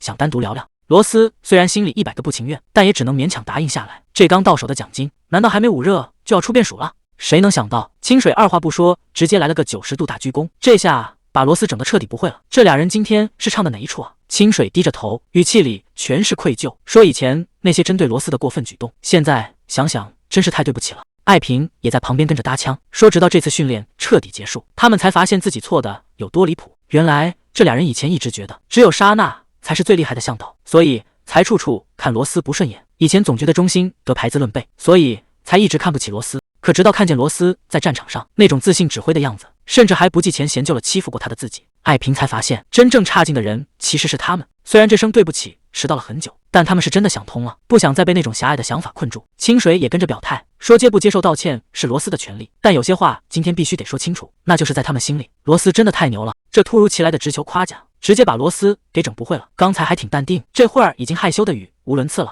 罗斯在心里疯狂吐槽，说自己才没那么伟大，要不是为了那点奖金，他本来打算坐在前排吃瓜，看这俩人被怪物追得满地找牙。眼看天色不早，罗斯只想赶紧随便敷衍两句，好，早点回家睡觉。可他刚一开口，对面的艾平就紧张起来了，以为是自己的诚意还没到位。还没等罗斯反应过来，艾平突然从包里掏出一大叠东西，说全队上下都商量过了，这次能赢全亏了罗斯拼命，所以大家一致决定要把5个人的奖金全部送给他。看着手里这叠厚的不像话的钞票，罗斯整个人都傻了。刚才还想着怎么打发人家，这下直接被金钱的力量砸得愣在原地动弹不得。这波反转简直太离谱了，原本以为是来分赃的，结果人家是来送大礼的。这下罗斯是真的要发财了。罗斯在心里飞快地算了一笔账，15000乘以5，那可是整整75000啊！看着手里这叠沉甸甸的钞票，他刚才那点小情绪瞬间烟消云散。罗斯一把攥紧奖金，语重心长地对平说：“过去的事就让他随风而去吧，我这人最大的优点就是不记仇。”他看着眼前的2个姑娘，心里乐开了花。罗斯拉起艾平和清水的双臂，笑得那叫一个灿烂，直呼以后大家就是亲姐妹，一定要互帮互助，好好相处。看着这和谐的一幕，罗斯忍不住感慨，果然做人还是得心存善念。你看这福报不就排着队送上门了吗？而在不远处的角落里，德莫娜正拿着文件夹默默观察，看着罗斯这副大肚的样子，他若有所思的感叹，看来罗斯这孩子确实比想象中要优秀的多呀。这边刚感叹完，奥斯卡一个人走在路灯下，心里却还在犯嘀咕，觉得现在的后辈真是不好惹。他想起刚才那一幕就觉得离谱，罗斯那个小丫头居然能让全队心甘情愿把奖金都交出来，这简直是明晃晃的打劫啊！虽然承认那小家伙确实拼命，但这种从前辈手里抠钱的手段，还是让奥斯卡感到一阵恶寒。他觉得自己这颗受伤的心，急需找几个可爱的哨兵妹妹来回回血。刚走到人多的地方，就有热情的粉丝围上来夸他帅。奥斯卡瞬间切换到营业模式，熟练的跟每个人打招呼，享受着这种众星捧月的感觉。直到人群散去，他才终于长舒了一口气。这一天经历的冲击实在太多，总算能安安静静的歇会儿了。奥斯卡这会儿心情不错，想着去训练中心转转，顺便给那帮新人做点技术指导，显摆一下前辈的威风。他推开大门，脸上挂着招牌式的灿烂微笑，正准备热情的打个招呼，可看清屋里的人后，他整个人直接僵在了原地。屋里站着的竟然是克劳德，这家伙周身散发着恐怖的黑气，眼神冷得能把人当场冻住，显然心情已经差到了极点。奥斯卡反应也是真的快，上一秒还在打招呼，下一秒就一边退后一边改口，直呼自己走错了地方，转头就要脚底抹油开溜。克劳德看着这个不速之客，心里也是纳闷，这个平时连训练中心大门都不进的家伙，今天怎么太阳打西边出来了？眼看奥斯卡要跑，克劳德直接伸手拦住了他。奥斯卡被克劳德的气场死死锁住，他一边挣扎一边嚷嚷：“有话好说，你先把我放开行不行？可克劳德根本不接这茬，反而一脸严肃地打听起罗斯的下落，问他现在到底在哪。奥斯卡听完直接愣住了，心说你自己的绑定向导跑来问我干什么？这不是存心难为人吗？面对奥斯卡的调侃，一向冷静的克劳德这下彻底没话说了。奥斯卡可不打算放过他，难得看到大魔王为情所困，这出好戏他绝对要看到底。奥斯卡笑着说，你们两个肯定出问题了，有什么心事尽管跟我聊聊。克劳德现在后悔的要命，本来只是想打听罗斯的消息，结果反倒被这小子给拿捏了。看着奥斯卡那副看热闹的样子，克劳德坐在对面，真是一秒钟都不想多待。克劳德起身想走，直说自己没空在这闲扯，因为罗斯马上就要回家了。奥斯卡听完笑得更欢了，故意戳他痛处，说你们两个住在一起，是不是天天都在吵架呀？克劳德停顿了一下，语气坚定地说，我们的同居生活非常完美。其实在他心里，那些平凡的小事才是最珍贵的。看着罗斯熟睡的模样，陪着他安安静静的吃顿饭，这些在外人看来微不足道的瞬间，却让这个冷酷的男人意识到，原来自己也能拥有这种叫做幸福的感觉。克劳德还在那嘴硬，非说日子过得特别顺心，连罗斯也对他满意的不得了。奥斯卡一眼就看穿了，直接反问他，既然这么完美，你干嘛还整天拉着张脸？这下可把克劳德问住了。奥斯卡还以为自己猜对了，觉得肯定是罗斯的安抚能力不行，才让他这么心烦意乱。谁知道克劳德冷笑一声，语气里全是炫耀。他说你根本想象不到罗斯的能力到底有多惊人，那种感觉就像是在快要脱水的时候喝下了一口冰凉的泉水，又像是在清晨的森林里呼吸到了最干净的空气。奥斯卡终于听不下去了，直接打断了克劳德的炫耀。他现在只想知道，既然一切都这么好，那到底是在烦恼什么？克劳德沉默了半天，才憋出一句真心话。他想知道罗斯在宿舍里到底过得怎么样。原来这才是他真正担心的，那个平时爱赖床设3个闹钟都叫不醒的姑娘，现在居然连早饭都不吃，每天都忙到半夜才回家。克劳德越说越委屈，他特意塞满冰箱的零食，罗斯碰都不碰，全都放到过期浪费了。最让他破防的是，罗斯不仅不听劝，甚至还主动申请了最危险的户外训练。奥斯卡现在是一个头2个大，看着克劳德在那发疯，他只能心疼自己无辜的杯子。克劳德现在满脑子都是罗斯，他觉得以前罗斯的小脸肉嘟嘟的，现在怎么看都觉得他瘦脱相了，甚至开始怀疑是不是中心的人在虐待向导。奥斯卡听得一脸懵，合着你之前那些离谱的举动，还有那种恨不得天天黏着的劲儿，全是因为这点小事啊？克劳德根本不觉得自己有问题，还在那抱怨个不停，说就是因为那些破训练，搞得他现在想见罗斯一面都难，甚至连宿舍都不让他靠近。奥斯卡这下彻底听明白了，这哪是什么深情啊，这分明就是纯纯的骚扰。他现在只想赶紧逃离现场，离这个恋爱脑远一点。克劳德还在那儿瞎操心，嘱咐奥斯卡一定要盯着点罗斯。在他眼里，罗斯就是个弱小又无助的小姑娘，根本受不了向导生活的苦。奥斯卡听完人都傻了，满脑子都是问号。他忍不住问克劳德，你知不知道罗斯在宿舍里到底有个什么样的外号？克劳德还在这儿自我感觉良好，觉得外号肯定特别甜美，不是什么野玫瑰，就是什么小巧克力。结果奥斯卡冷不丁蹦出一个词蜜獾，克劳德当场就愣住了，他怎么也没法把那个软萌可爱的罗斯跟这种谁见谁躲的猛兽联系起来。可事实就是这么残酷，在别人眼里，罗斯根本不是什么小白兔，而是一个战斗力爆表，谁惹谁倒霉的狠角色。这下大魔王的滤镜算是彻底碎了一地。几天后，罗斯回到了向导大楼，可他刚一露面，周围的气氛就变得不对劲了，大家都在背后指指点点，甚至有人兴奋地喊出快看，那就是向导界的蜜獾。罗斯听得一头雾水，总觉得大家看他的眼神跟以前完全不一样了，透着一股说不出的狂热。就在这时，一个素不相识的向导竟然主动跑来跟他打招呼，语气里还带着一丝紧张。罗斯虽然不认识对方，但还是礼貌地回了一句，结果那姑娘直接兴奋到尖叫，觉得自己被偶像翻牌了。看着对方激动的背影，罗斯彻底凌乱了，他甚至开始怀疑这群人是不是在合伙拿他寻开心。罗斯刚走进教室，就被眼前的景象惊呆了，以前对他爱搭不理的同学，现在竟然主动帮他占座，甚至还一脸崇拜地喊他罗斯大人。罗斯整个人都傻了，这名声怎么说变就变，简直像是在做梦一样。可他不知道的是，这一切都要归功于那个男人。原来克劳德在外面早就把总文学演到了极致，他当众宣布罗斯是他的契约向导，还放话谁都不能慢待他。更离谱的是，现在全城都在疯传他们的爱情故事，说克劳德为了留住他，张口就要送他4000亿。看着大家那副羡慕的眼神，罗斯现在是跳进黄河也洗不清了。自从罗斯正面硬刚了刹那，他在向导大楼的人气简直像坐了火箭一样往上涨，走到哪儿都有人盯着看。这种过度的热情反而让罗斯觉得压力山大。就在他快要喘不过气的时候，老朋友德莫纳出现了。罗斯就像见到了救命稻草，赶紧跟着德莫纳逃离了教室，直到躲进安静的小花园，他才总算松了一口气。德莫纳看着现在的罗斯，心里也是由衷的高兴，不仅奖金拿到手软，在大家心里的口碑也彻底翻了盘。其实德莫纳早就看出来了，罗斯这姑娘不管在哪儿都是那种闪闪发光的金子。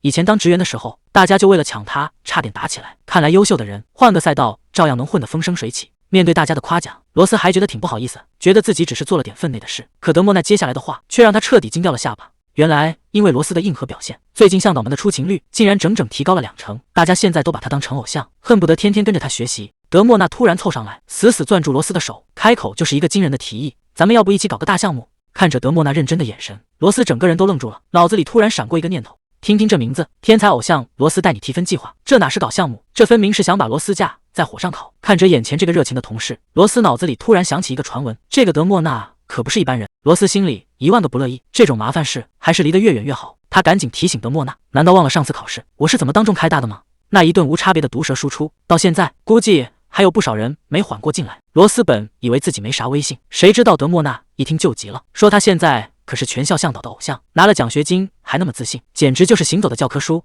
这下罗斯彻底懵了，自己什么时候成了偶像？还没等他反应过来，德莫那又抛出了一个大坑，想拉着他一起把大家的成绩搞上去。这事儿听者就头大，罗斯心里很清楚，现在绝对不是逞英雄的时候，这种麻烦差事必须得赶紧推掉。他深吸一口气，委婉地告诉德莫那：虽然谢谢你的看重，但我现在的处境实在是自顾不暇。这意思已经很明显了，这汤浑水他是真的不想踩进去。眼看罗斯软硬不吃，德莫那叹了口气，松开了紧握的手，感叹这姑娘果然是个硬茬子。他话锋一转，提到了罗斯以前的朋友艾琳，还阴阳怪气地甩出一句：物以类聚，人以群分。这话听得罗斯一头雾水，正打算发火问个清楚，德莫那却突然变了脸色，直接亮出了底牌：30万，只要成绩能提高5%，这笔钱立马到账。刚才还一脸正气的罗斯，这下彻底被整不会了。毕竟在真金白银面前，谁能一点都不心动呢？德莫内看罗斯没说话，干脆又往火上添了一把柴，说只要成绩能提高10%，就再额外加100万，整整130万啊！罗斯表面上还在强撑，质问德莫那到底把他当成什么人了？难道自己是那种为了钱就去给教育部打工的人吗？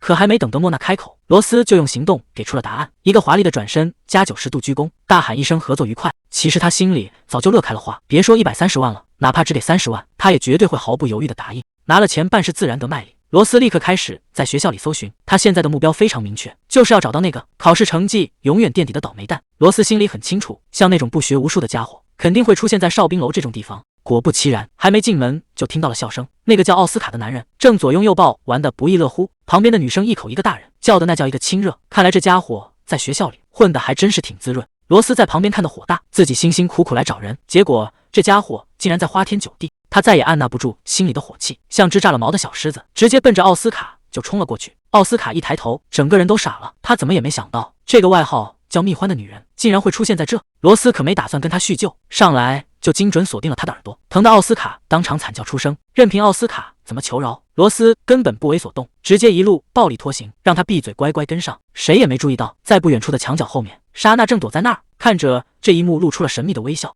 等到了没人的教室，罗斯一把将他按在座位上，语气冰冷地问了一句：现在你明白了吗？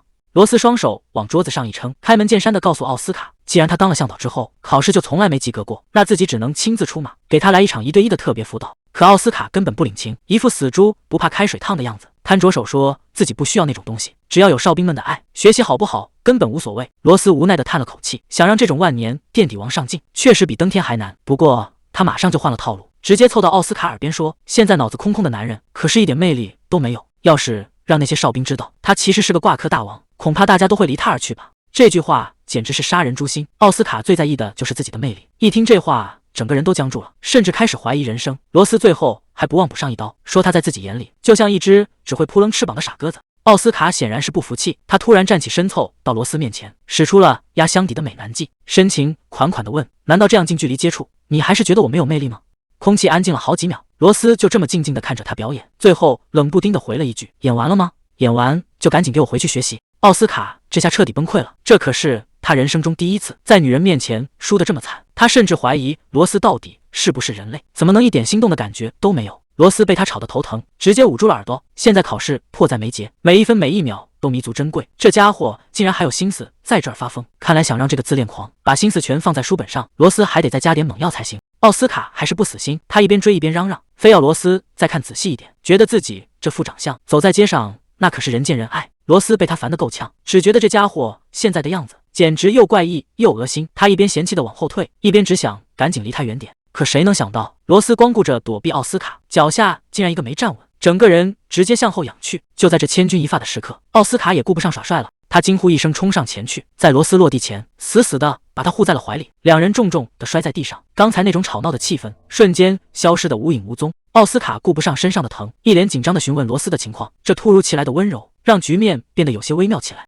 罗斯虽然捡回一条命，但感受着奥斯卡怀抱的温度，他心里顿时咯噔一下。现在的姿势实在是太暧昧了，这要是被谁撞见，那真是跳进黄河也洗不清。就在他担心会产生误会的时候，实验室的大门竟然毫无征兆地被推开了。罗斯和奥斯卡还没来得及起身，就这么维持着尴尬的姿势，跟门口的人撞了个对眼。看清来人的那一刻，罗斯感觉整个人都石化了。站在门口的竟然是克劳德，他怎么会出现在这里？而且偏偏是在这种时候。罗斯现在想死的心都有了，这下真是跳进黄河也洗不清。这种狗血的误会，怎么偏偏让他给撞上了？奥斯卡吓得赶紧撒手，语无伦次地解释着，说自己只是怕罗斯摔倒，根本没打算干坏事。可这种解释在克劳德眼里根本没用。罗斯心里更纠结，真相要是真说出来，恐怕比现在的场面还要尴尬。克劳德现在的状态简直就是一个移动的火药桶，谁劝都没用。罗斯在一旁看得清清楚楚，这家伙根本就没打算冷静。奥斯卡吓得连连后退，为了撇清关系，竟然开始疯狂作死，大喊着自己对向导没兴趣，尤其是像罗斯这种脾气差的女人。这话一出，罗斯整个人都听傻了。见过不会说话的，没见过这么急着投胎的，这简直就是把脸伸过去让人打。克劳德果然没废话，一个箭步冲上去，直接死死揪住了奥斯卡的领子，眼神里全是杀气。动了他的向导，竟然还敢当面羞辱克劳德，这下是真的火了。奥斯卡现在才意识到自己刚才那番话到底惹了什么样的疯子。奥斯卡这下是彻底怂了，被克劳德揪着领子，连求饶的话都说不利索，只能拼命保证自己会好好学习，求对方赶紧放手。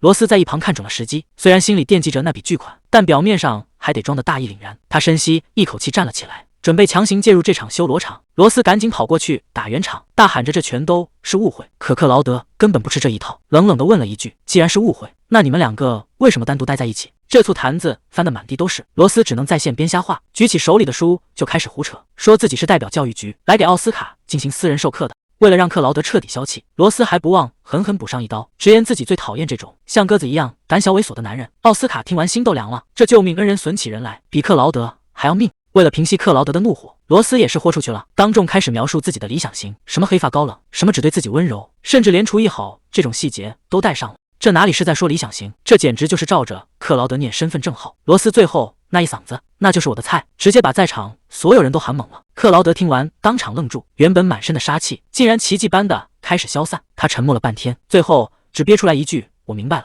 罗斯心里其实也没底，这招精准狙击到底管不管用？结果下一秒，克劳德就像扔垃圾一样猛地甩开了手里的奥斯卡。奥斯卡总算是捡回一条命，可克劳德接下来的反应却让罗斯彻底看不懂了。奥斯卡瘫坐在地上，感觉脑瓜子嗡嗡的，完全没搞清楚发生了什么。克劳德看着自己的手，那种前所未有的感觉让他整个人都陷入了沉思。罗斯赶紧跑过来查看情况，生怕这两个男人又打起来。奥斯卡虽然没受伤，但作为哨兵的直觉告诉他，刚才那股向导能量绝对不正常。他盯着克劳德，眼神里写满了不可思议。克劳德显然不想多待，拉起罗斯的手就要走，可奥斯卡却不依不饶，问他们是不是没有完成刻印。这话一出，现场的气氛瞬间凝固。奥斯卡现在心都在滴血，对着克劳德就是一顿咆哮，整整4000亿啊！就为了买个还没完成的刻印，这钱要是给他该有多好。罗斯在一旁听得直点头，但他心里更纳闷的是另一件事，如果刚才看到的都是真的，那克劳德的身体绝对出了大问题。要知道克劳德以前对向导引导有着严重的过敏，哪怕精神图景快要崩塌了，他也根本没法接受任何引导，因为那对他来说就是剧痛。以前他宁愿拿命在赌，硬生生扛着那些折磨，也绝不让向导碰他一下。可为什么现在他看起来却一点事都没有？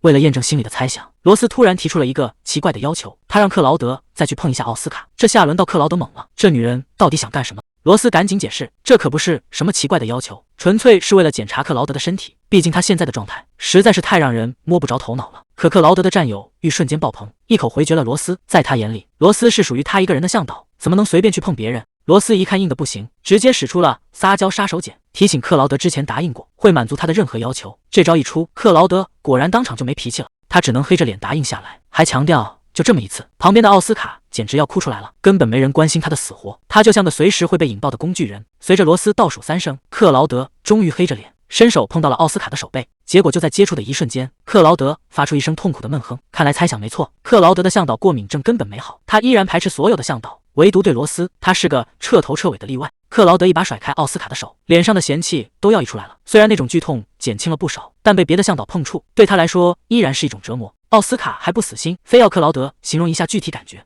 克劳德沉默了半天，憋出来一句，就像被泼了一身滚烫的油。这话一出，奥斯卡当场就石化了。这场闹剧总算告一段落，可到了深夜，克劳德却像变了个人。他从身后死死抱住罗斯，那股粘人劲儿跟白天那个冷酷军官判若两人。罗斯这才反应过来，自从奥斯卡出现后，他们确实很久没单独待着了。克劳德这会儿简直粘人的要命，一直往罗斯脖子里蹭。罗斯被弄得直喊痒，他却一本正经地说自己这是在进行精神净化。闹够了之后，克劳德突然开始打听明天的行程。听说罗斯明晚有空，他嘴角微微一勾，直接霸道地宣布明晚的时间必须全部留给他。罗斯还没意识到事情的严重性，心里还美滋滋地盘算着，难道这家伙开窍了，准备亲手准备一顿浪漫晚餐，所以才在这儿卖关子。看着两人依偎在一起的甜蜜模样，谁能想到这只是暴风雨前的宁静。罗斯现在笑得有多开心，完全不知道等待他的到底是什么样的惊喜。